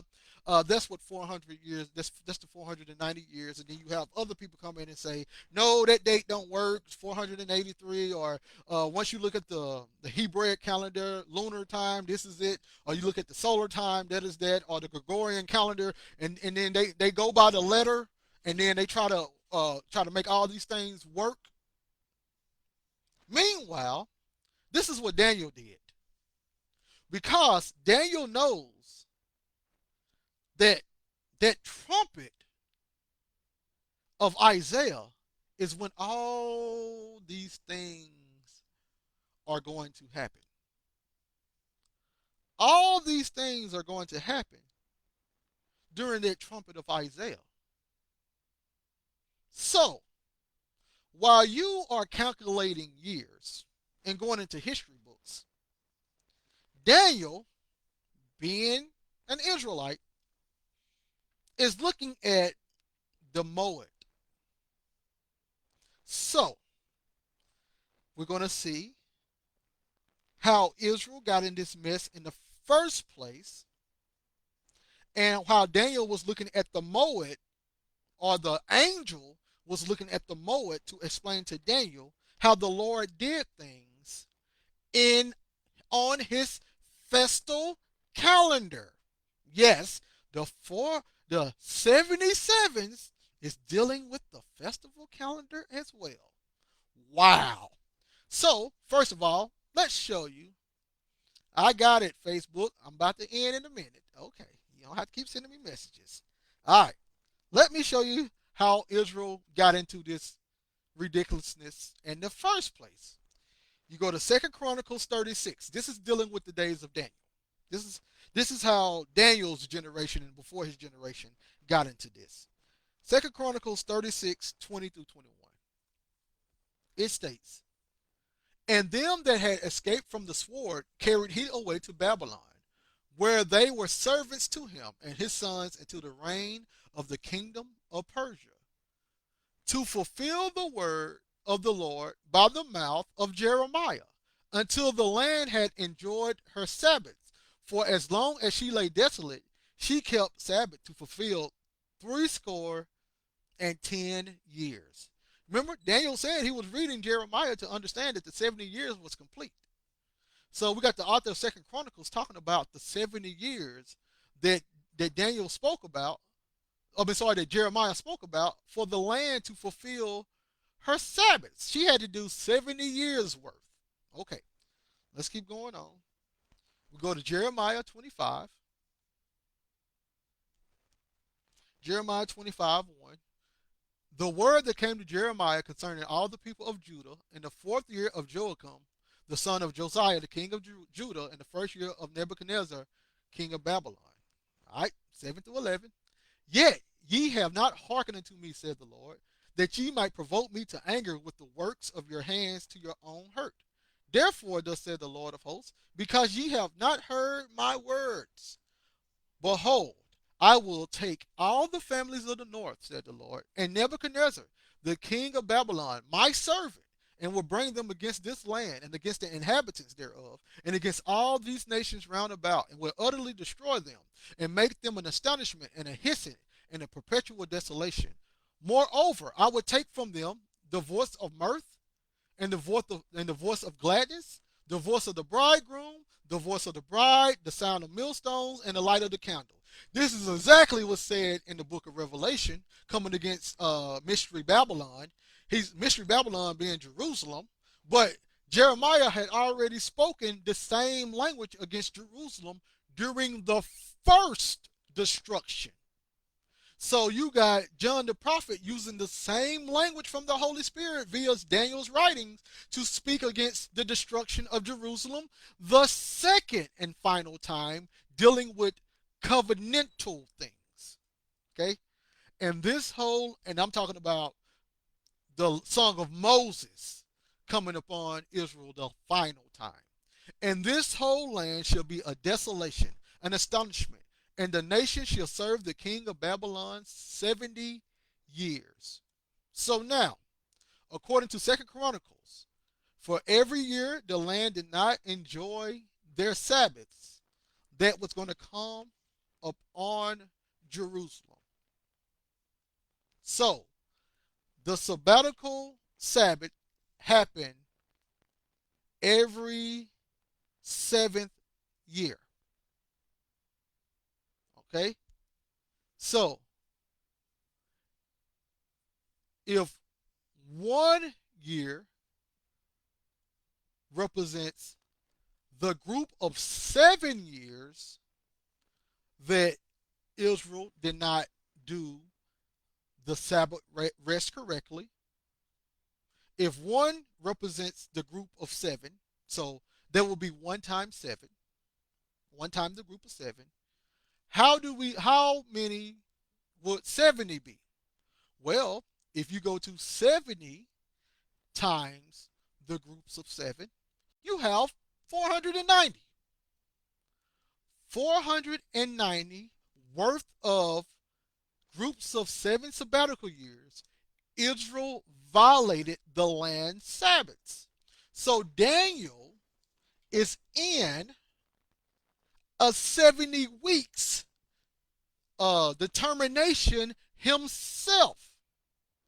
So, because Israel violated 490 years worth of sabbatical sevens, they had to go into captivity for those amount of years, those 70 years. So Daniel is already in captivity for the violation of the 490 years. So now, while Daniel is almost at the end of the 490 years, the angel comes and tells him about a new 490 years. See? They leave that part out, don't they? When they try to tell you about Daniel, they leave that out, don't they? Yeah, yeah. They don't leave that. They leave that part out. So let me say it again.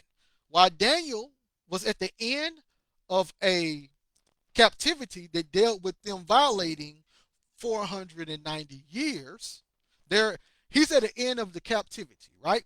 And what happens at the end of the captivity of the 490 years? Israel is freed.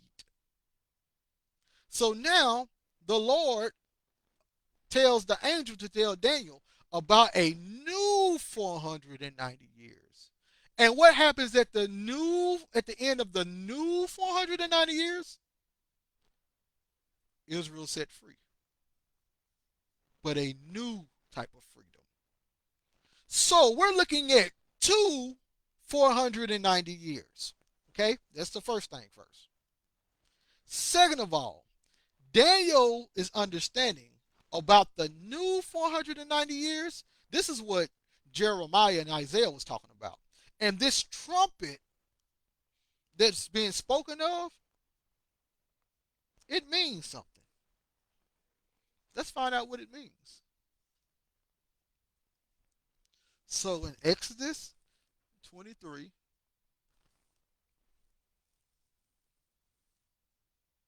look at what it says in 10 through 11. In 6 years thou shalt sow thy land. See, that's 6 years they're supposed to sow the land. And shall gather in the fruits thereof. But the seventh year, see, this is the seventh year, the year after six, thou shalt let it rest and lie still. So they're not supposed to do any work on the seventh year. It's supposed to be sort of like the Garden of Eden state. Whatever the land produces, it comes from the Lord. It's not man's hands, it's all from the Lord. So the seventh year always represented the Garden of Eden state, right? that the poor of thy people may eat, and what they leave the beasts of the field should eat. In like manner thou shalt deal with thy vineyard and with thy olive yard. So this was the commandment that was given to Israel. Every 7 year they were supposed to let their land rest, which they did not for 490 years. So he gave them the 70-year captivity, and then the land was able to rest for 70 years. In Jerusalem, it got a 70-year rest from the people. So it was able to produce and become a flourishing garden. It was able to flourish as a garden for 70 years. So imagine how the land looked, how fertile it looked to the new generation of people that went back into it. Ezra, Nehemiah, and all them. Imagine how the land looked compared to how it would look with them destroying the land and etc. Them always working it. But anyway, and it still was some people there. So not saying the land was just like one big jungle, but no, it was more flourishing, right? All right, so now let's look at this final trumpet because people don't get it. So we're going to use the letter to understand the spirit. This is Leviticus 25, 1 through 5 speaks the same thing. Let's go to verse number 8. And thou shalt number 7 Sabbaths of years unto thee, 7 times 7 years. And the space of the 7 Sabbaths of years shall be unto thee 49 years. Put that in your mind because Moses is explaining how these Sabbaths work, and he has ended with 49 years. All right, so verse 9. Then shalt thou cause the trumpet of the Jubilee to sound on the 10th day of the 7th month. Okay, so we're getting ready to end this lesson. We're getting ready to end. When it came to the grand finale, we're getting ready to end. Okay, so there are at the 10th day of the 7th month. They're blowing, I ain't said it yet. In the day of atonement. So the day of atonement is on the 10th day of the 7th month on Israel's calendar. Shall ye make the trumpet sound throughout all your land. This is only dealing with the land of Canaan. This is the final trumpet on the festive calendar. See, people want the final trumpet to be the trumpet of the Feast of Trumpets. Those 100 blasts of trumpets, how many ever they do. But on the festive calendar, the last trumpet, see, Jubilee only came once, like pretty much once a generation. That's the final trumpet. And on the final trumpet, see, that's what the Messiah, when the Messiah was in Luke 4 and he read from Isaiah, the part he read from Isaiah was proclaiming the Jubilee. So the Messiah went into the synagogue and proclaimed the final Jubilee. That's why it was so important. The Messiah is proclaiming the final Jubilee. So now, in the day of atonement, you shall make the trumpet sound throughout all your land. And this is what they don't understand what Paul is saying. And I done did this lesson plenty of times, so I know y'all didn't heard it, but I'm going to tell you again, and it ain't going to be long. I'm just going to explain it to you quick, fast, and in a hurry. 1 Corinthians 15. He stated, verse 51, Behold, I show you a mystery. So this is a mystery, something that everybody didn't know. We shall not all sleep. Everybody's not going to be dead.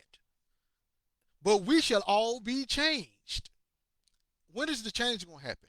In a moment, in the twinkling of the eye, at the last trumpet. For the trumpet shall sound. This is your Jubilee trumpet. Now listen to how Paul stated. The dead shall be raised incorruptible, and we shall be changed. For this corruptible shall put on incorruption, and this mortal put on immortality. All right, everybody. Adam had what they considered immortality because he had access to the tree of life in the beginning. And he traded that for to be immortal, to receive death outside of the tree of life. He wanted tree of knowledge, the tree of knowledge of good and evil. He wanted a way to please the Lord outside of the standards that the Lord had. And it made him be self-righteous and etc. as the people of Adam. Now, the point is the last trumpet. The dead will no longer be dead, and the living will be changed. How does this work out? Because Paul has given us, he didn't give it, he gave us the whole kitchen. People just don't know how to sit down and put the plates and set their plates. This is how this works out. If you are at the day of atonement, what does the day of atonement does? What does it do? It covers all sin. All sin is forgiven. What separated God from his people? Sin. Sin was the reason why death reigned. Sin was a reason why there was a Satan. Sin was a reason why there was separation from the divine. So now you have this day of atonement happening, which gets rid of all sin. It gets rid of all sin. Everything is atoned for. You are now living in a time period in which the earth is sin free. All right, let me continue to build so you can understand what happened 70 AD, what happened first century. You are living in a time period when the earth is sin free.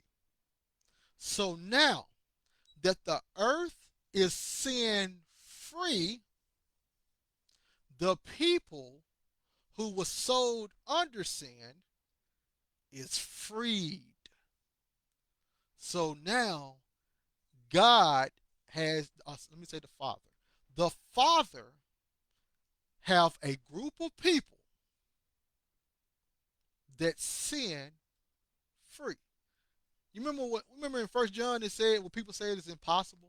First John said, if you are a son of God, then you have no sin in you, and sin cannot be in you because you are born of God. This is dealing with this Jubilee right here. This is when the sons of God came. They are sin free. You are in a new creation. When that final trumpet blowed, that heavenly trumpet blowed, they were in a new creation according to God. Who cares what you think? Who cares what you think? Who cares? They were in a new creation according to God. And now that they are in a new creation and they don't have no sin, look what happens according to the letter. Because the letter explains the spirit if you know what to look for. When as soon as that Jubilee trumpet happens, look what happens. And you shall hallow the 50th year. So a little time goes by and proclaim liberty. That's exactly what Christ was doing. He was proclaiming liberty throughout all the land and to the inhabitants thereof. And it shall be a jubilee unto you. The 49th year is the trumpet of the jubilee. The 50th year is the jubilee. So this is a time period of proclamation and forgiveness. Let's keep going on. It shall be a jubilee unto you. And look what happened. And ye shall return every man unto his possession. What was mankind supposed to possess in the beginning via the first Adam? What was mankind's possession? The Garden of Eden. Mankind lost that possession because Adam sinned. So now everyone can return back into his possession. They have access back to the garden. And look what else it says. And ye shall return every man unto his family. So the dead people in the grave who was separated from God because their souls still had sin tied to them, guess what? They resurrected spiritually. The dead people, they went to be with God. The people that was alive, they were changed. They went from old covenant to new covenant. They went from a sinful nature to an unsinful nature. They were changed and they was able to return back to their father. Remember? They was waiting for the adoption as sons of God. So now they can return back to their family.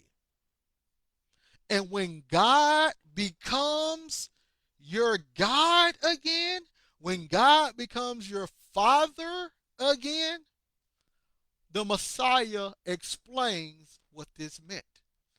In the Matthew 22, they asked him about the resurrection because they thought it was about receiving some type of spiritual this and resurrecting and for an inheritance and etc. Listen to what Messiah said. Matthew 22. He says, but as touching the resurrection of the dead. So, in other words, if you want to know about the resurrection of the dead, listen to me. He says, have you not heard that which was spoken unto you by God, saying, listen to what the Father said. I am the God of Abraham and the God of Isaac and the God of Jacob. God is not the God of the dead, but of the living. So now he can become their God, their Father. And once he becomes their God and their Father, they are considered resurrected. See, I know this. People want this to be about dead bodies coming out of the ground. There was something for dead spirits, but the alive spirits who were still dead in sin and trespasses, when he became their God, that's when they resurrected. And guess what? The book of Revelation teaches this plainly and clearly, but people don't know what to look for. So, all praises to the Most High. You're here today and you're going to know exactly what to look for. And then we're going to be ending this Jubilees things. And I saw, look, Revelation 21. Everybody read with me. I'm going to read down to verse 5. And I saw a new heaven and a new earth. Okay, that's your Isaiah 65 coming into fulfillment.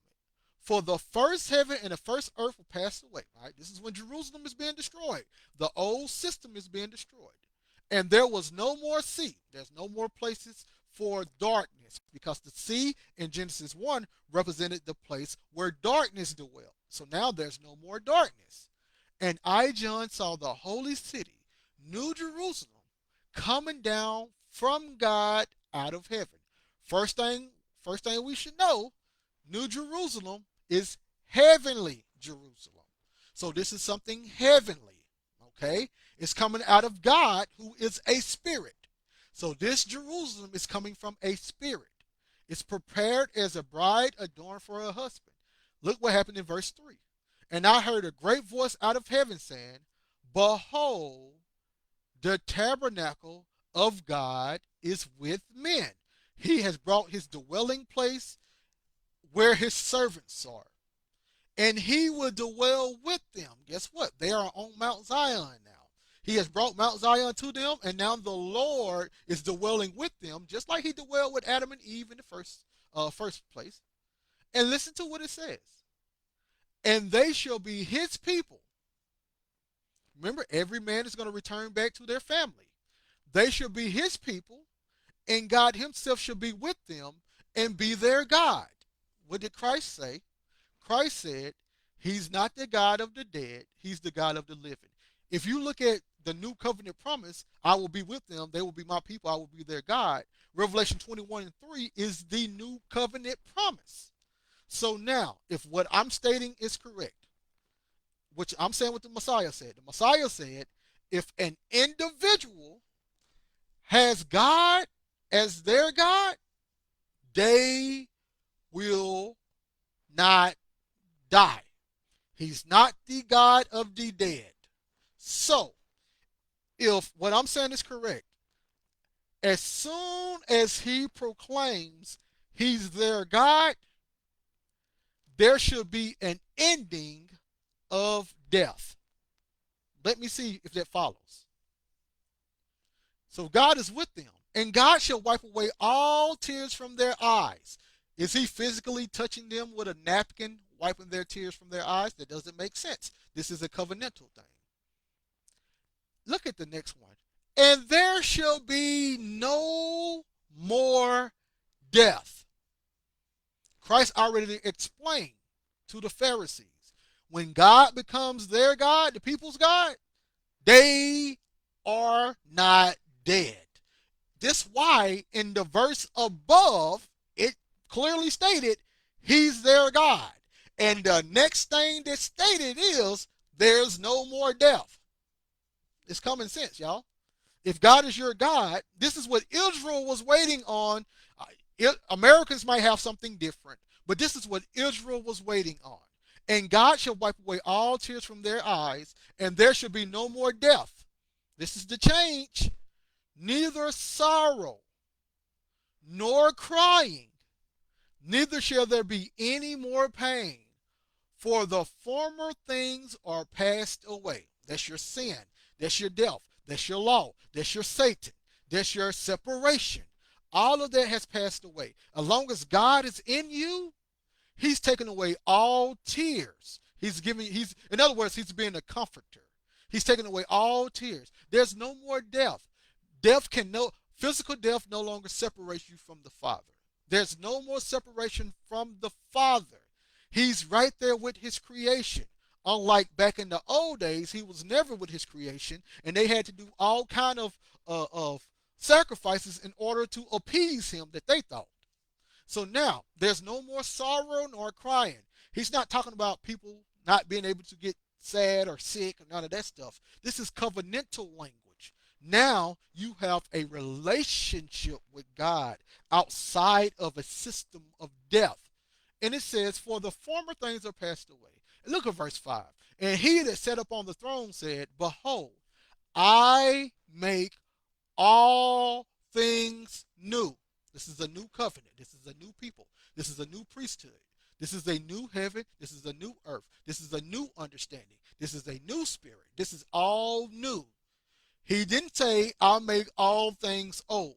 So, when you look at the oldness of the letter, understand it has to be understood through new eyes. This is why you probably should stick to the new covenant because the new or the New Testament, because the New Testament kind of takes away the need for you to interpret what the Old Testament is talking about or the Old Covenant. But take it your way. If you want to read the New Covenant and the Old Covenant together, that's on you.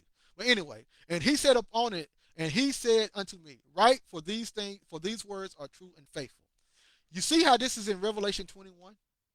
This is the end, and then the new kingdom comes down, and etc. And then you see how there's wicked people outside and there's righteous people on the inside. This is what Israel was waiting on. When God entered them and had a relationship with them, and when he took away the old covenant of death. So once you go back to Daniel, because remember, we didn't read in Leviticus, what was that, Leviticus 25, that they were supposed to count 49. seven sevens. And we find out that the 77s equals 490. So if you go 490 divided by the number of years that led up to the official jubilee, which is the 50th year. But if you go to what, let me read it verbatim in Leviticus. It states, "And thou shalt number 7 Sabbaths of years unto thee, 7 times 7 years, and the space of the 7 Sabbaths of years shall be unto thee 49 years. Thou shalt cause the trumpet of Jubilee to sound on the 10th day of the 7th month, in the day of atonement, which is another feast day. Ye shall make a trumpet sound throughout all your land." So, dealing with that time period, which is at 49, 490 divided by 49 equals 10. 10 jubilees. 10 jubilees.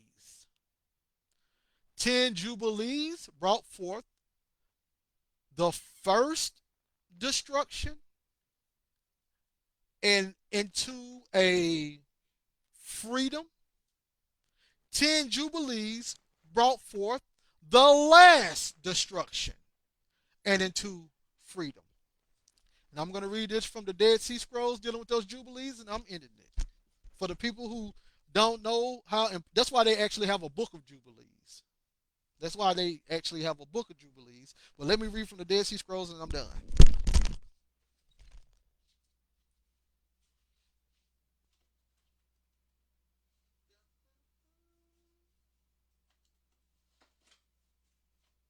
might not read from the Dead Sea Scrolls. Oh, there you go. If I can't find it, I ain't gonna read from it. All right, I found it. All right, so let's read about this jubilee, and we'll be done. This is Melchizedek. This is the Melchizedekian Jubilee thing, and then we are done for sure. I promise y'all, there's no more I got to say. And I have been going on a long time. Thank you all for listening in. But this is the lesson I had to get for the records, and it is all the way through. So this is the Melchizedekian Dead Sea Scrolls. The coming of Melchizedek. We know who the Messiah was. 11Q13. This is exactly what the Dead Sea Scroll, the Israelites stated about that. Let me see here. It said the visitation is the day of salvation, and that he has decreed. And then we have fragments through Isaiah, the prophet, concerning all the captives, insomuch as Scripture says, "How beautiful upon the mountains are the feet of the messenger, who announces peace, who brings good news, who announces salvation, who says to Zion, your divine being reigns." Then you got fragments. It says this Scripture's interpretation: the mountains are the prophets, and once again, this is idiomatic language. It wasn't talking about literal mountains. It was talking about prophets and etc. The ancient Israelites knew more about how their flow worked compared to us. Today we see mountains, we think mountains. When they saw mountains, they thought prophets and etc. So when you're reading Isaiah and it's talking about mountains, we got the ancient commentary on how they viewed their scriptures. Okay, anyway, the mountains are prophets, they who were sent to proclaim God's truth and to prophesy to all Israel. And the messenger is the anointed of the Spirit, of whom Daniel spoke. After 62 weeks, an anointed one should be cut off. So even ancient Israel made it be about the Messiah. So I don't know what the Tanakh only people in the 21st century in the Western world doing, but we got the ancient Israel from the BC era saying that's about the Messiah. So once again, quit listening to Americans. The messenger who brings good news, who announces salvation, is the one of whom it is written to proclaim the year of the Lord's favor, the day of vengeance of our God. So you got the Dead Sea Scroll community making what Christ quoted in Luke 4 from Isaiah. They're stating that the anointed one was going to be the one who actually proclaimed it. So when Christ, and if the community knew that, they understood that Christ was proclaiming the final jubilee, and he's also proclaiming that he's the Melchizedekian priest that the disciples was waiting on, and etc. So now it says, to comfort all who mourn, this scripture's interpretation, he is to instruct them about all the periods of history for eternity, um, and that's dealing with the Moab, and in the statutes of the truth. Then this all fragment dominion that passes from Belial and returns to the Son of Light. So he's saying dominion is supposed to leave them and come back to the Son of Light by the judgment by the judgment of God that happened 70 AD, just as it was written concerning him, who says to Zion, your divine being reigns. Zion is the congregation of the righteousness who upholds the covenant and turn them from walking in the way of the people. Your divine being is Melchizedek, who will deliver them from the power of Belial. And they say Leviticus 25:9 is the explanation of that. And this is the last thing.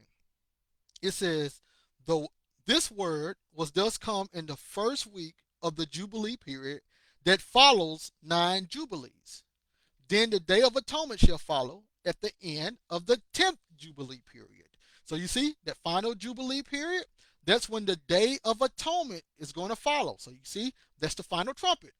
That's I got my understanding from this Dead Sea Scrolls. So that's how I started looking at Leviticus, and it started making more sense when I started reading all those final trumpets. So this is exactly what I studied to understand this. Then the Day of Atonement shall follow at the end of the 10th Jubilee, when he shall atone for all the sons of the light and the people who are predestined to Melchizedek. Fragment upon them. For this is the time decreed for the year of Melchizedek's favor, Isaiah 61:2, and for his hosts together with the holy ones of God for a kingdom of judgment, just like it is written concerning him and the sons of David. And you can keep reading on, but here it clearly shows that this is between the ninth Jubilee period and the final day of atonement at the end of the 10th Jubilee period. So he's looking at Daniel talking about the end of the 10th Jubilee period. And once you do the 490 years that Daniel was talking about, divided by the 49 years used to calculate the Jubilees, you have 10. So lo and behold, the Dead Sea Scrolls is saying, hey, the final atonement is happening at the end of the 10th Jubilee period. And if you go into Leviticus 25, you find out the final trumpet is blown on the Day of Atonement, which happens at the end of the 10th Jubilee period. And there's no more prophecy after that, according to the Dead Sea Scrolls and according to the book of Daniel and according to the Messiah. So that being said, the 70 weeks represents 10 Jubilees. Okay? So that's all. Thank you all for listening in. Y'all have listened a while, and I appreciate y'all letting me get it all out. If anybody got anything to say, this is the time period, and then we can pray out. Once again, thank you all for listening in, and subscribe to the Clubhouse. Subscribe to AOSD-Chandler on YouTube, Assembly of Sound Doctrine Chandler, RPK University, RPK-Resurrection Prophecy and Kingdom on YouTube, SF Wisdom, The Garden Ministries, all on YouTube, and etc. Garden Ministries on Clubhouse as well. Thank you all for listening in, and I am done. All right, hopefully, this all made sense. All right, y'all. Thank y'all for listening. I'm going to get ready to end it now. I am done. Y'all stay in shalom. Stay blessed.